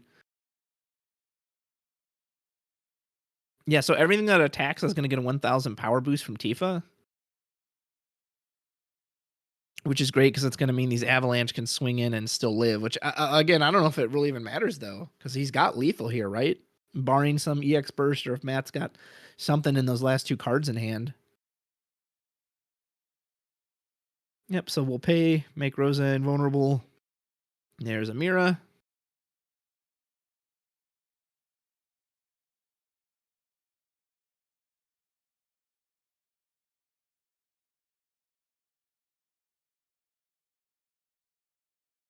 And no, he's not going to go for lethal. He's going to no.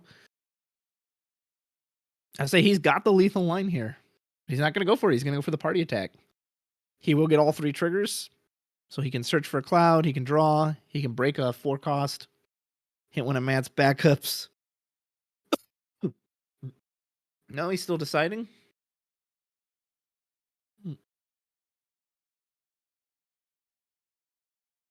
Oh, maybe they're discussing it. Yeah, maybe they're just saying, hey, I've technically got lethal if I swing in one at a time.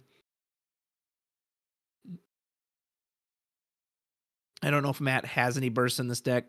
Kyle's going to go for the party attack, though. And again, I don't think Matt's really anywhere close to being able to attempt to loop him, which is really his only way out of this. So perhaps Kyle's just fine. Like, nope, I don't need to kill him this turn. I'll just take it nice and slow. I'll force him to have some sort of answer. And his only clean answers are Shantoto, Titan. We know Kyle has Amaterasu in hand. So he's going to stop that. So legit, Matt's only way out of this is to be able to loop him on this turn. And even that, I don't think will necessarily work because we have Amaterasu. And I mean, look how low we are on backups. Like, Matt's just nowhere close to being able to do that. He's not going to beat him by damage. Yeah, that's I hate to ever call one before it's over, but I'm just struggling to see how Matt's going to get out of this. We have to block everything now. Yep, so we'll block with the Tomos. Let him go.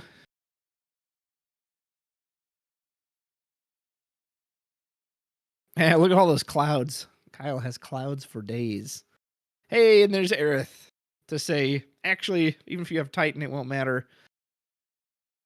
They're all going to be far too large. Does Matt have anything?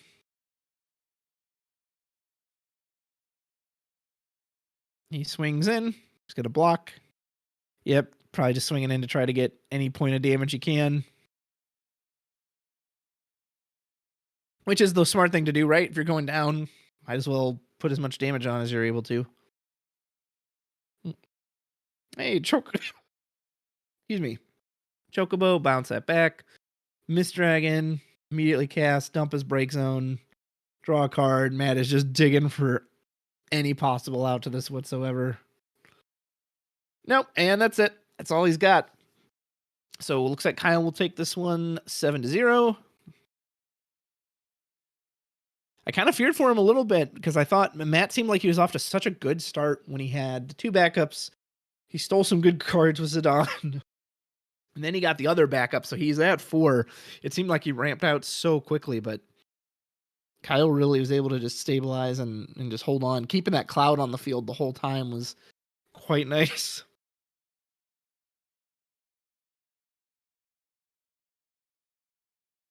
And let me check if my standings thing was correct.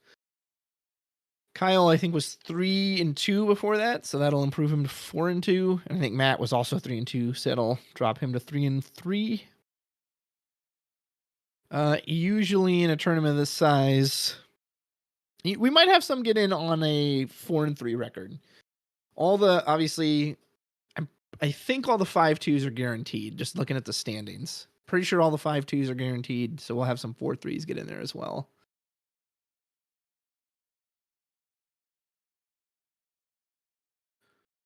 Nice back and forth match between these gentlemen. Yeah, kind of funny. So many people like forgot about Avalanche because that deck is still just a pain in the butt to deal with. Forge are so cheap, and having haste just,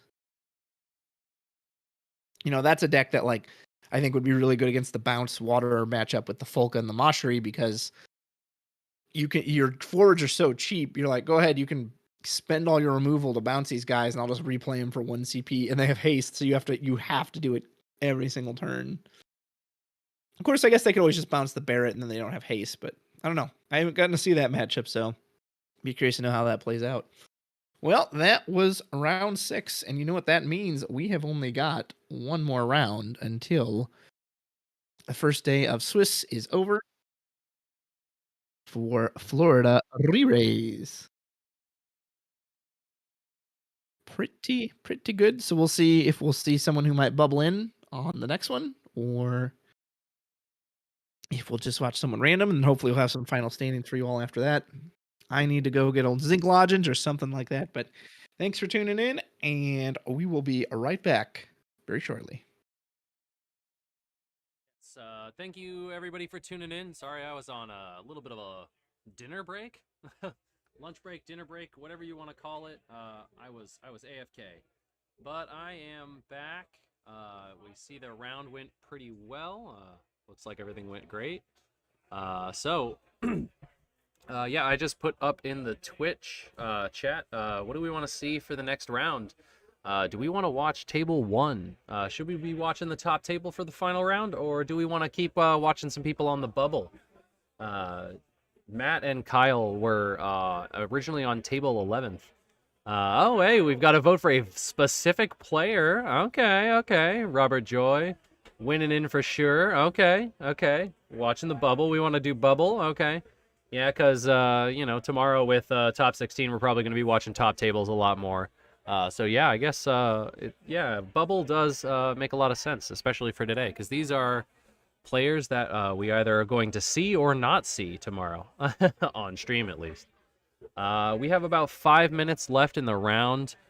Yeah, no top table. We'll see you tomorrow. Okay, yeah, so definitely what we'll do is we'll pick another bubble table, and we'll go ahead and, exactly, yeah, we'll see table 1 players tomorrow. So you know what, we'll see if Robert Joy is on the bubble, and then if he is, we'll put him on. If not, we'll put somebody else that's in the bubble zone up on stream. We'll get a win in, and we'll put it up there. But for now, we're just going to watch their hands go back and forth, I guess, as they chit-chat about the match that they just finished up. So, yep, we've got about 5 minutes left in round, even though that's kind of meaningless with how many rounds we've had going in overtime this today. 30-minute rounds, and we're consistently at like 50 minutes a round. 50 plus. Some of these rounds just keep going and going and going. But yeah, we will go ahead, and I'm gonna swap it over to the BRB screen, because they've got pretty hands and the cards look great, but we're not really watching anything there. And I'm gonna toss the good old background music on, and then we'll be back when the next round starts. We will pick you guys another bubble table, and see you soon.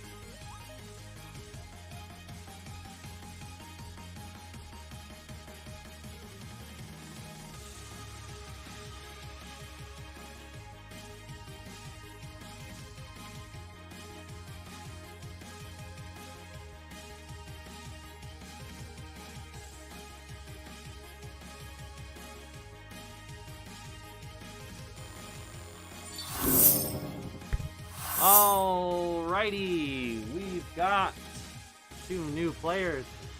We're looking at, I'm pretty sure,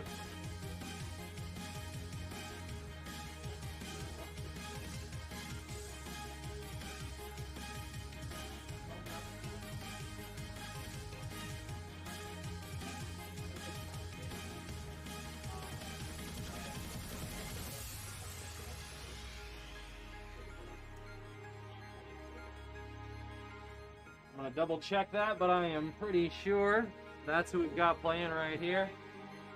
And this is, like we said, we picked a table that's not a top table, so enjoy this match. We'll see what they're playing. Round timer has not started, but this is the final round of the re-raise. Final round of the day.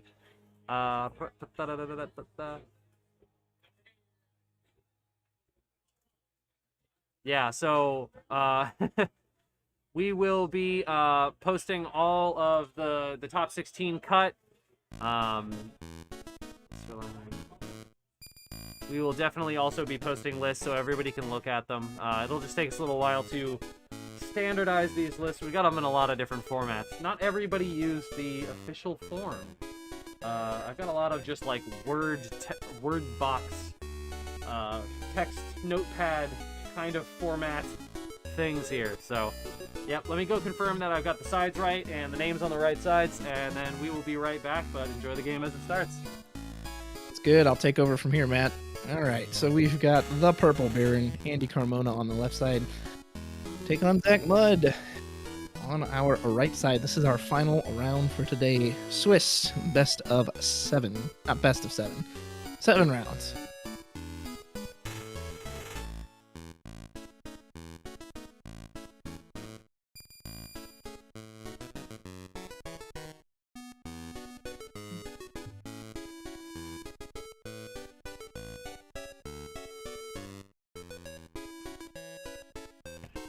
Glad I double checked, because guess what? Your boy had it wrong. You know, I was wondering because I was like, I don't know Andy that well, but just looking at the hands, I was like, I feel like his hands don't look like that. All right, so we actually have Zach. Zach has white sleeves over here, and Andy is running these pink sleeves. Let's turn off the freaking background music. Boop. And get to the game. The round timer has officially started, so we've got 30 minutes on the clock. See an Amaterasu in hand, so we're definitely on. Yep, and what a surprise! There's the millionth soiree for today. I've lost count of how many there are, but Amber will probably go get Shujin. Classic opening play. Is that? I can't tell what that card is in Andy's break zone, but he has a Kiri down. Looks like it could be. Oh, it's lightning. That's what it is.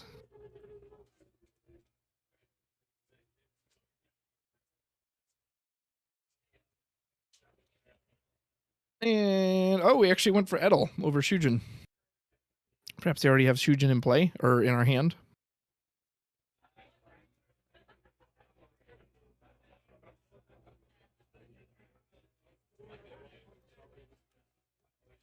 And we're just going to pass there. Might have thought about extending more for a second, but decided to be patient. He does have a Tyro in hand, so he can curve into that if he wishes. Is that another lightning? Ooh, dancers. I wonder if this is Andy's dancer list. Him and I kind of like talked back and forth about this before. Really fun list. I don't know what it looks like with any Opus 16 updates. Obviously, Andrea Rhodes probably gets thrown in there. And that ability board wipe is quite nice. And soirees are very ability based, so Mayakov should put in some huge work here if we can get him to the field. Yep, there's our Tyro. We'll discard Lu and maybe another Tyro.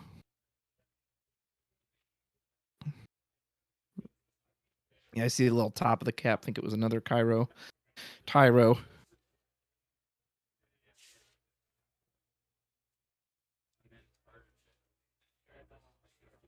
Opt to get Cecil. Pretty good counter to these dancers. They're going to want to dull themselves a lot to dull your board. And if Cecil says, hey, instead of that just being free, that actually costs you TCP every time you want to do it now, that could add up very quickly.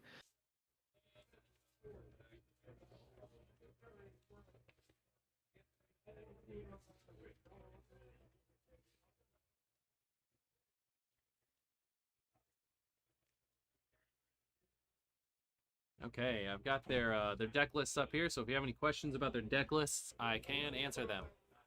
Excellent. I have a feeling I know what to expect, but it's good to have that resource on hand. Do you know what these players' records are? Is this like a win and in, or Let's. I do not believe it is a win and in. It was a fun little mix up. I said the wrong names for who was going to be on the chat because I just misread someone's name, and they got so excited. We found we couldn't correct it. Didn't have the heart to correct it and put a win and in on chat. nice? So these are just two players who are very excited to be on stream. Excellent.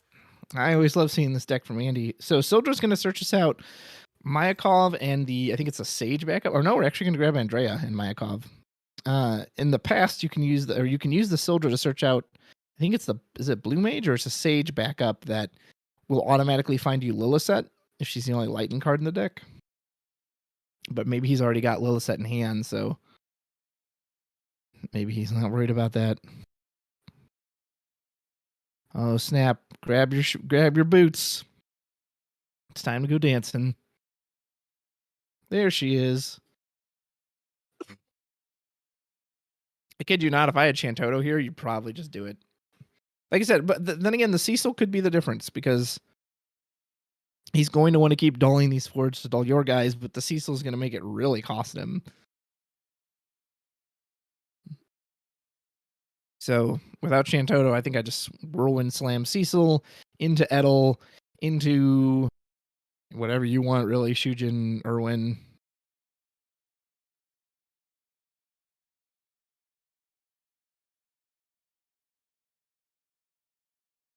I think Cecil's going to really be a pain to deal with until we get that Andrea out. Then Andrea can blank the Cecil and turn off that wicked tax. That wicked tax.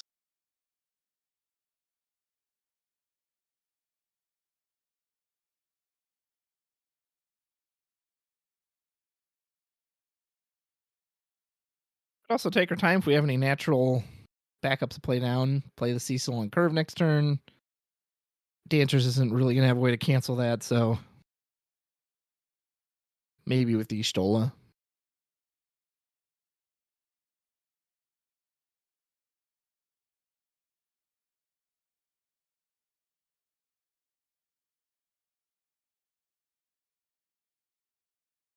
Oh, Alexander.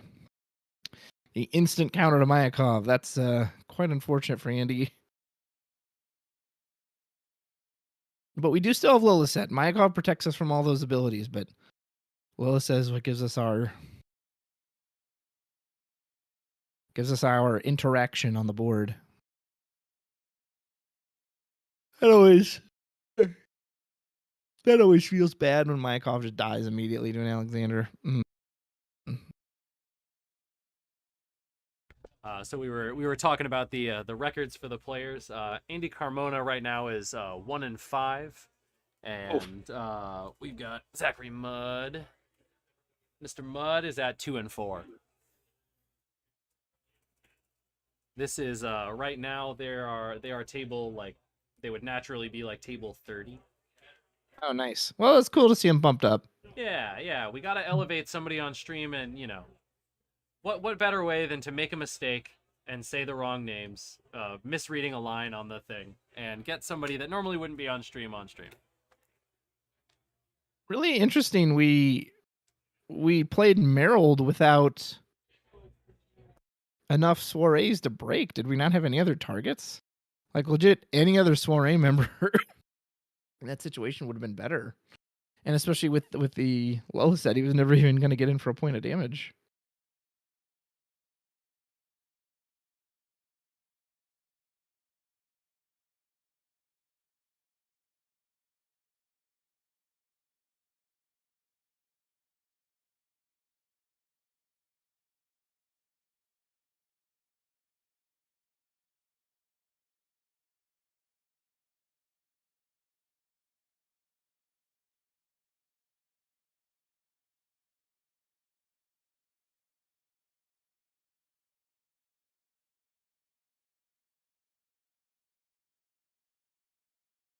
So something dancers always wants to do too is really just kind of outrace you. Like they're not looking to do a super long game. If they get enough dancers on board, they can dull 4 of them to just hit all active forwards for 8,000. That's kind of their way of like clearing out forwards board wipe. But really, if he's just dulling forwards every turn, he's just going to outrace you. So pitch to Shujin. Here comes Cecil. Cecil will play. Oh, is that I don't think her name's Lexa. I think it might be.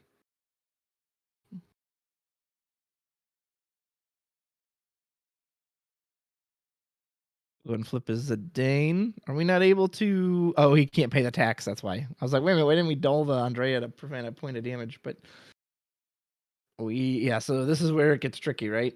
We really need right now is another forward dancer. I mean, then we dull for 8K, but I don't know. Does that matter? Or that we just keep up the Andrea and the Kyrie so we can board blank on his turn. But see, now he's behind on the number of forwards. So even if he does that, he can stop 2. One of them's still going to be able to come in. And this is where you do not want to be on the back foot as dancers. There's Ishtola. That's nice. That'll help protect against any potential board wipes.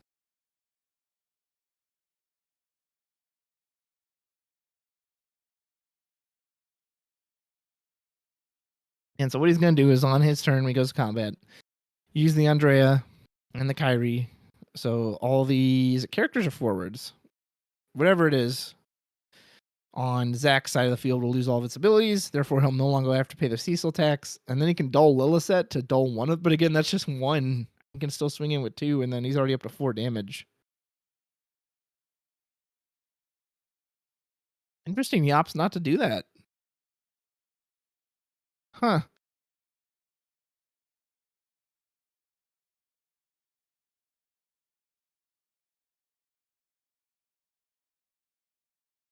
I wonder why.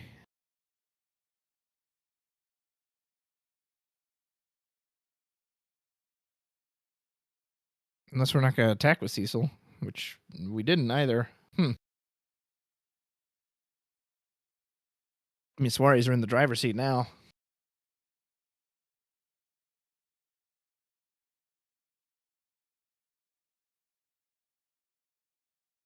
Got a summoner, but it just isn't going to be enough. We're looking at, lethal next turn if we're not careful.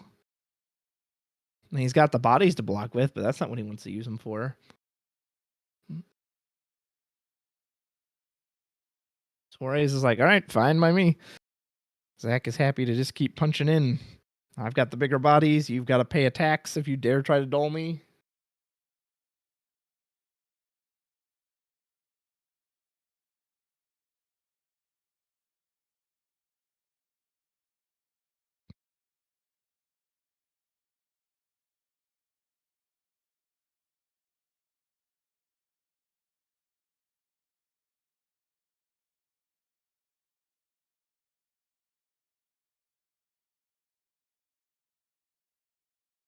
I mean, without even playing anything, Suarez can just swing in with all 3. He's going to have to at least block 1.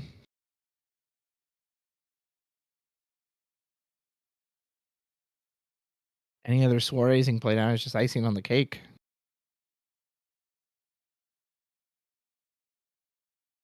So he's going to attempt to dull Merrill. He will pay the Cecil tax. He's going to attempt to dull her. Will also pay the Cecil tax. Oh, this is getting expensive.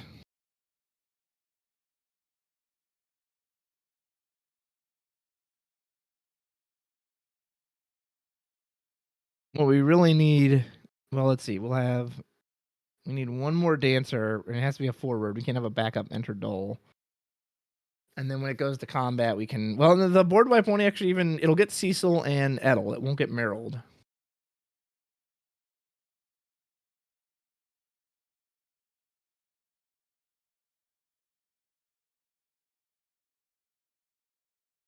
Let's go with his own Cecil.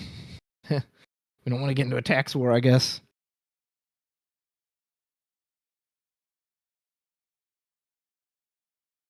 And there is another dancer. We now have 4 online. So we can do 8K. We can knock out everything but the Cecil. but the Merald, I mean.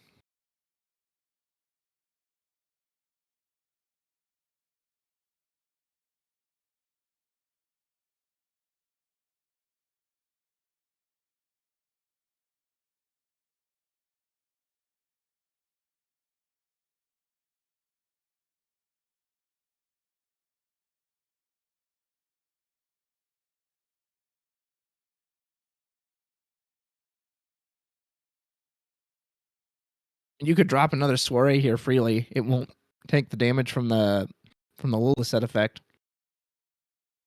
Yep, so here we go. Went to combat. I'm going to do 8,000 damage to all active forwards. Y'shtola won't take it, and Merald won't take it because of Edel's ability. But this does not target either, so it will not trigger Cecil's attacks.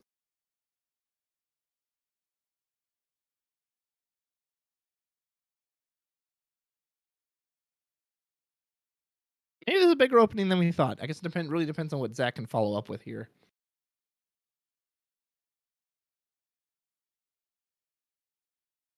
Because if he just loses his board and has no counterpunch, then Andy can swing in for a lot.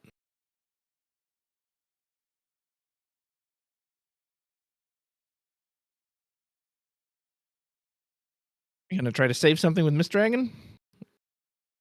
Yep, so we're going to say, all right, Cecil's not going to take that damage. Oh, but Andy says, nah, I don't think so. I'm going to cancel that with Summoner.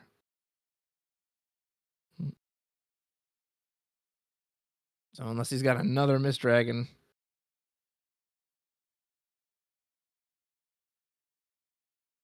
So the Edel should die too. Uh-oh, did we miss that? Uh-oh. Yeah, Edel should be gone.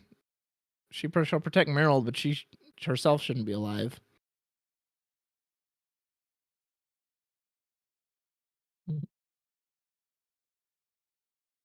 No, that Edel can't swing. No. Oops.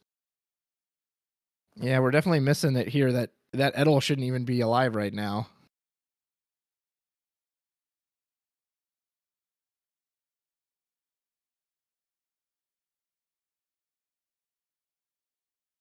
I mean, from a competitive standpoint, I guess it doesn't really matter in the sense that both these players, again, aren't going to make... This won't, determine top cut, but yeah, that Edel shouldn't have been a lot. Unless there's something I'm missing. Does the Luca give her an extra HP bonus or something?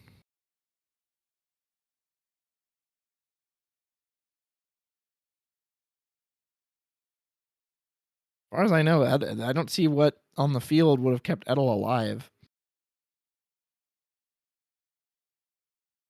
Edel should be dead. Y'shtola should still be on the board.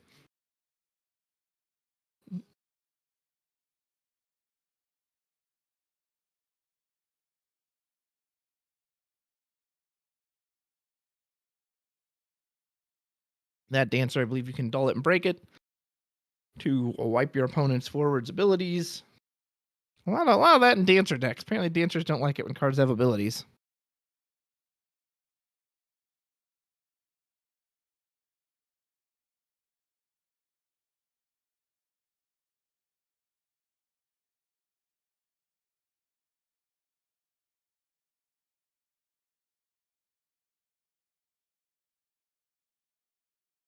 How are we getting? Yeah, it's Shantoto. And see, that shouldn't have happened because Y'shtola should be alive right now.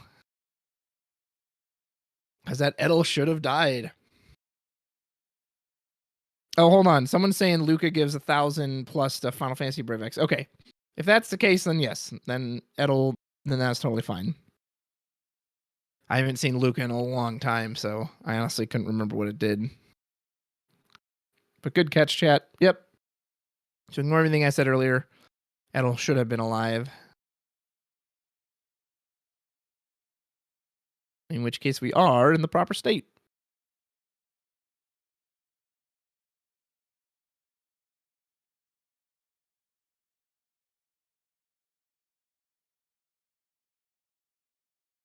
And on 6 damage, I mean, Andy's just got to play so cautious. He has to have defense. He's got to have Lilith set to dull stuff. He's got to...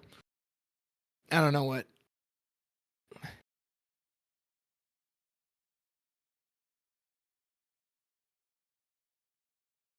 And if our opponent has Merrill, it's just game over on the spot, right? You have to have 2 forwards, otherwise Merrill will just break whatever blocker you put in front of her.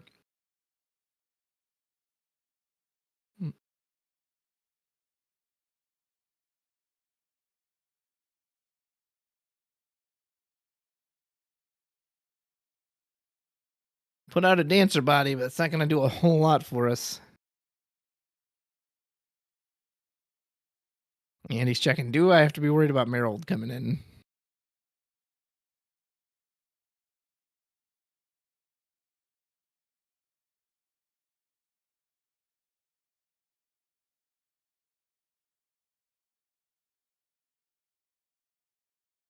That Luca's an interesting tech choice in that that'll help keep your stuff alive from Amaterasu.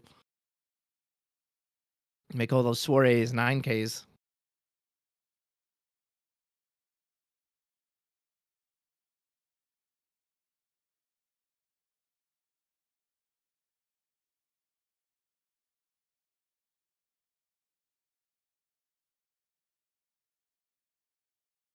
We can keep ourselves alive with 2 of the backup dancers. We can break one of those to make the Merrill lose its abilities, to blank the haste off of it.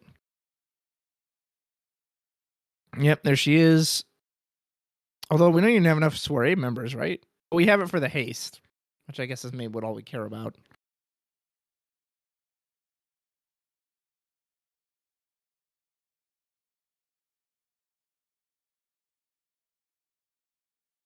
There is L. Hey. That's a card. If he's got a Brave Exvius in hand, I believe L can just swing in unblockable. Again, we can always blank that with some of the dancers, but there's Lilith. So we can dole 3 things. Andy is hanging on valiantly here, but this is one of those battles that he can keep stalling and stalling and stalling, but at some point he's got to be able to punch back, and I just don't see how he's going to get to that spot.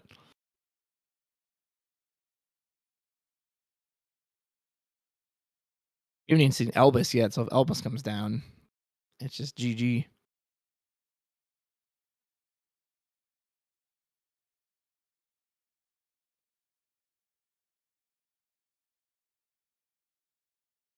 Yep. Try to go to combat, dole both of them.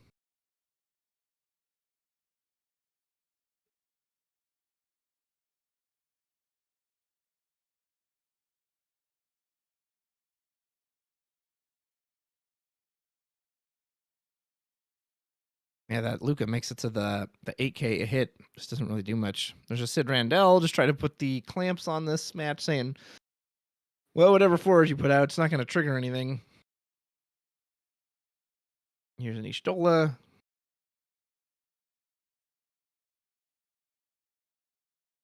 You know, he passes, but I actually wonder if he should just take a risk here and just swing in with the Lilith.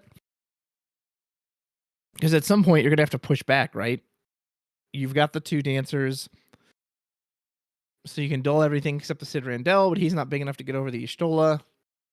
Like it'd be a risk. They could use, if they deal with the Ishtola, then you're just out of luck. But again, you're so far behind anyway. Maybe it's worth it. Just start trying to slowly creep your way back in.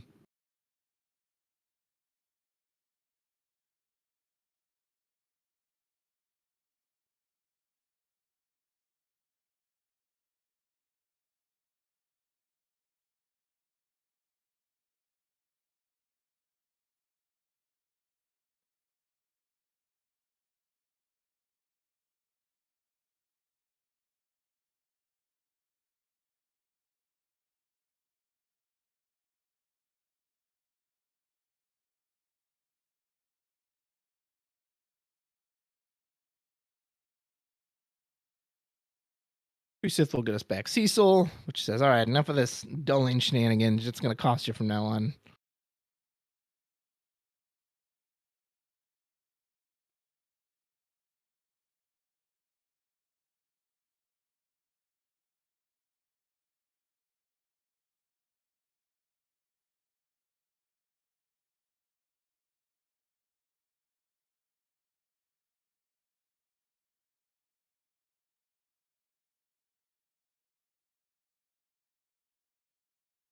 What's going through Zach's mind right now? He might be in a place where he's like, well, he's so far ahead. I don't really, like he could just go to combat. 3 of his 4s will get dulled.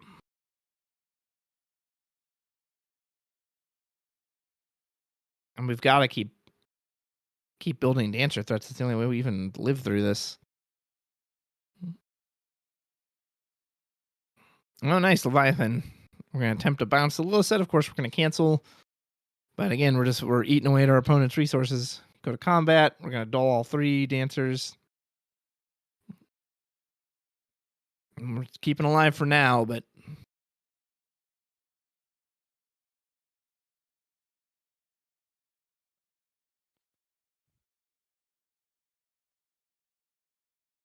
yeah, Sildra, probably try to get Myakov.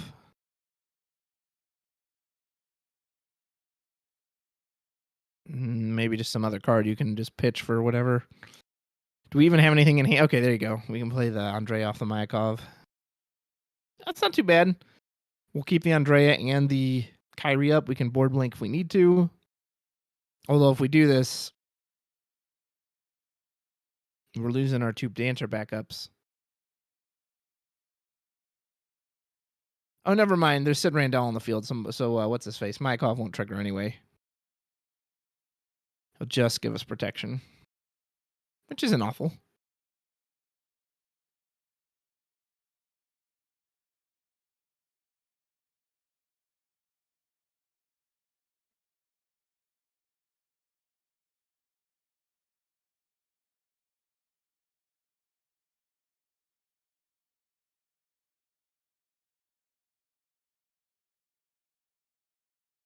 Andy is just holding on for dear life.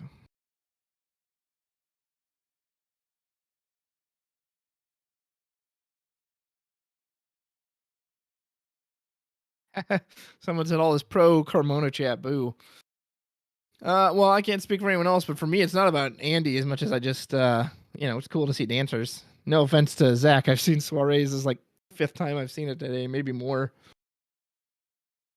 So that deck is very played out for me.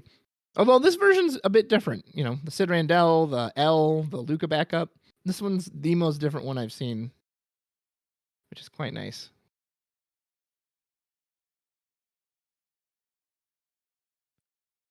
And Andy will pass here. The 8K to actives won't do enough. Merrill will survive. So his only hope here is to just dull the board out.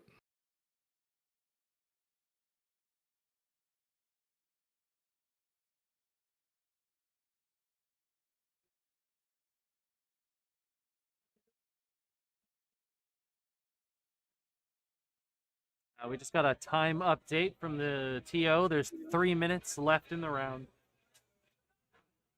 We are coming up on turns. And there's Elvis. This should put it away unless Andy's got some magic. He will get one last dull of the field with Lillicet before it dies. So we won't die this turn, but without Lillicet, I'm pretty sure that was his last one too.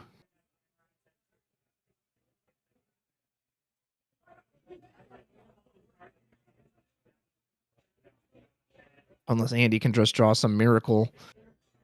This next turn, this is probably over.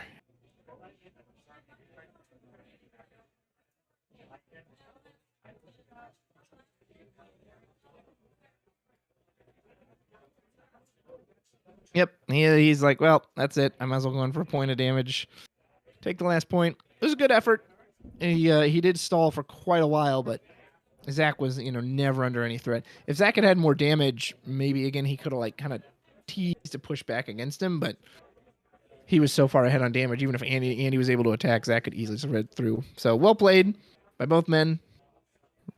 Zach, congrats on your victory. Andy, was a good effort. Just not enough today. And yeah, that was our 7th and final round for Swiss on this first day of the Reraise tournament. I imagine we will be getting an update for you about who made top 16. Yes, we are actually going to announce that shortly after we put in all of these match reports. I am going to attempt to do the impossible and rotate the stream camera so that it could maybe see us announce top 16 in some kind of way. So that'll also be streamed as well. Oh man, don't So break it. yeah, I really hope I don't break it, because it's, like I said, many hours and and a lot of, I think I got the part that will finally make this work, and then it doesn't work, and then it does work, and then it doesn't work. So yeah, I'm gonna be very gentle and very careful with it, and I'm gonna, hopefully give it all the respect and love that it needs to move and comply with me, and then we'll see what we can do. But for now, we are just gonna be hanging out. You're just gonna see me fiddling with it. But hopefully soon you'll be able to see us announce top 16. Yep. And even if we can't physically see it, we can just call it on here as well. So just Yep. hang around for just a little more. We are almost at the end of our day, folks. Awesome.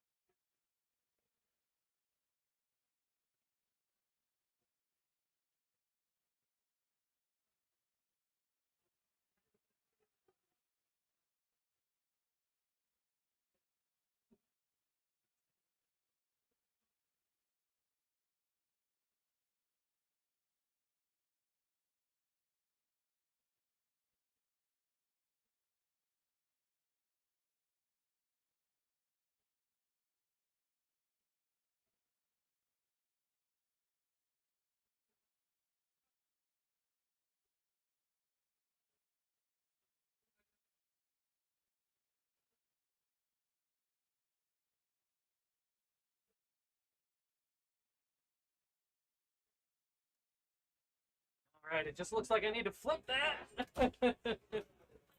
All right, but that is easy to do in Streamlabs. I can flip vertical. All right, there we go. Okay, you guys get a little peek into what the store is looking like right about now.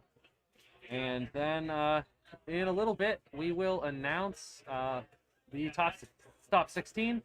I am going to attempt to put in the audio from this camera, but first, before I do that, to avoid blowing your ears out, I'm going to lower the volume on that camera.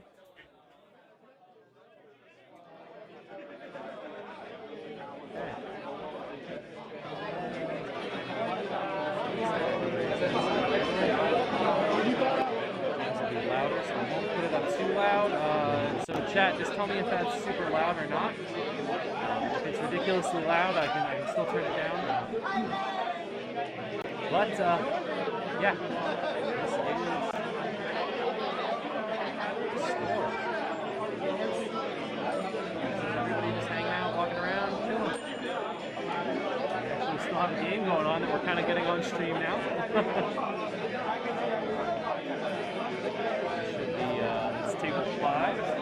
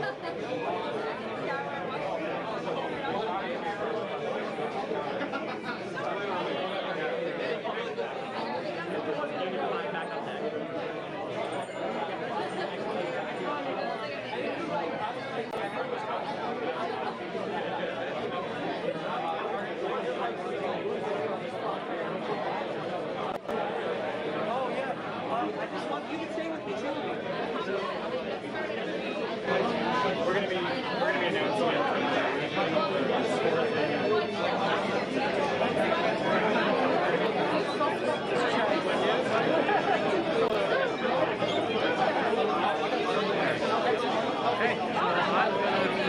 AFK, but we will announce top 16 here. Following moment. I'll see you tomorrow. Hang tight.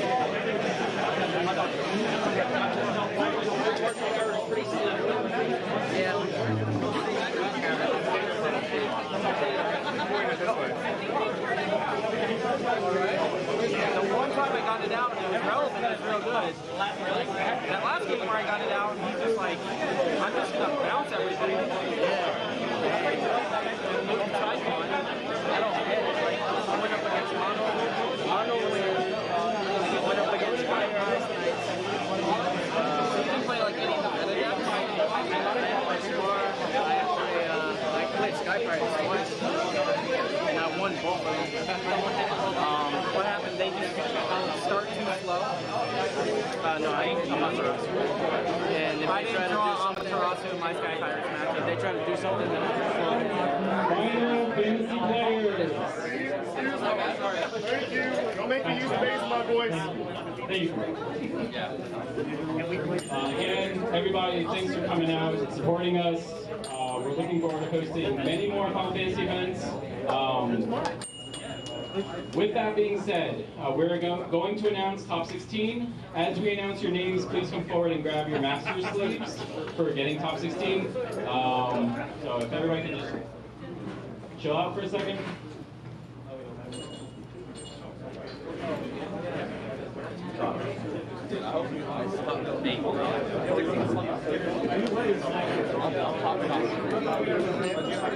Alright guys, again the following. In first place, going 7-0, your undefeated Swiss champ, Kyle McGinty! That guy didn't let me sleep. His story sucks. Get up there. Damn, they even have to make you walk. Am I dyslexic? I've been awake for 36 hours. Kyle McGinty! You only get to one. We're done. In second place, going 6-1, Kendall Jackson!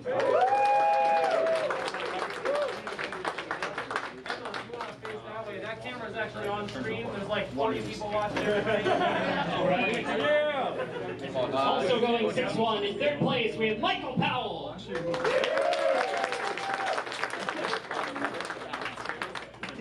In fourth place, with a record of 6-1, Greg Cole!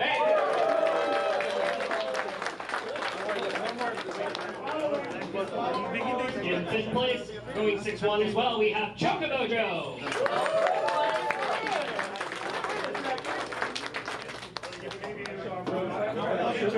Sixth place, going 5-2, we have Dakota Snodgrass.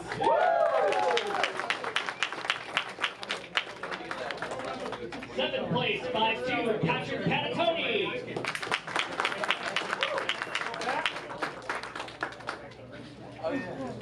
8th place, going 5-2, Daniel Ramirez.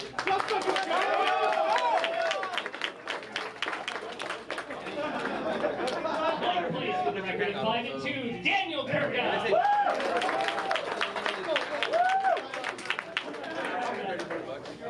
In 10th place with a record of 5-2, Nicholas Forrester.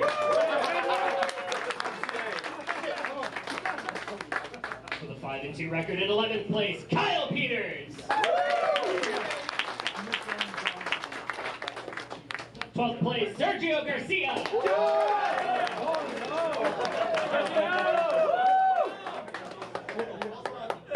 13th place with 5-2, we have Sam Toole.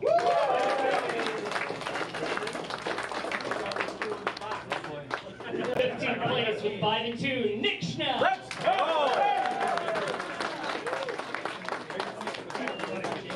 And Final Fantasy players in 16th place with a record of 5-2, Ricardo Sanchez. No, you should have dragged him back to the seat. And in case you guys want to know the bubble, we have Sergio Bravo Garcia. 5-2. Give it up. You had to drag him down. Thank you for coming out today. And guys, remember tomorrow, if you're not in top 16, there is other things for you to do. We are going to be drafting Opus 16. We're also running side events in title. So if you did not top 16, remember, if you're still here tomorrow, which you should be, you've got some other stuff to do to come out here and hang out. Thank you so much to everyone that came out and played. We really appreciate it. Me and James are super excited about opening the store, and this is a great way to kick it off. Thank you.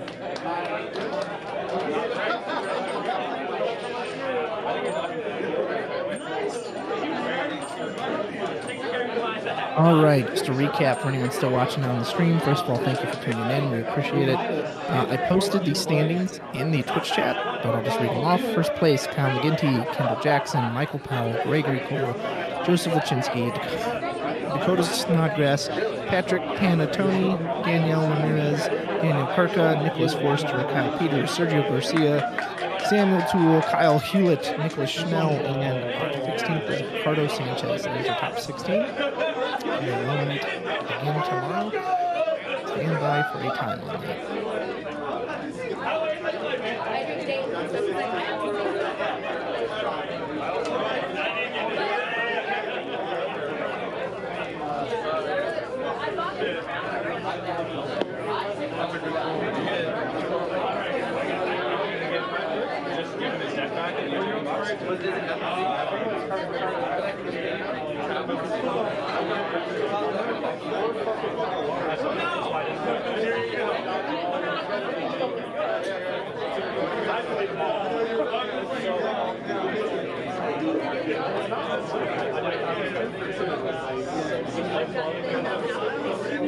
All right, guys, there's final standings. Oh, hey, and somebody even posted our Yeah, I posted it in there and then I read it off too, just as a secondary way to have it.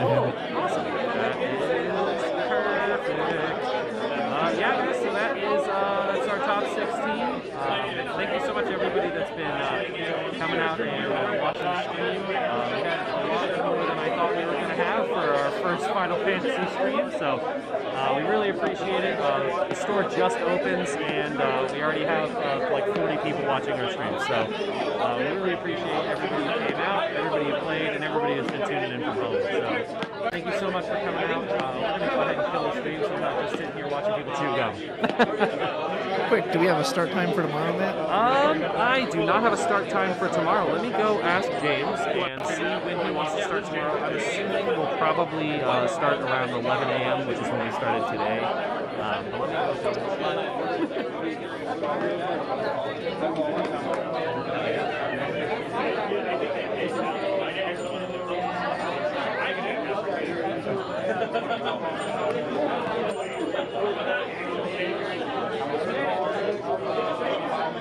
11 o'clock tomorrow. We'll see you tomorrow at 11 a.m. Happy James Rice. He said Rice.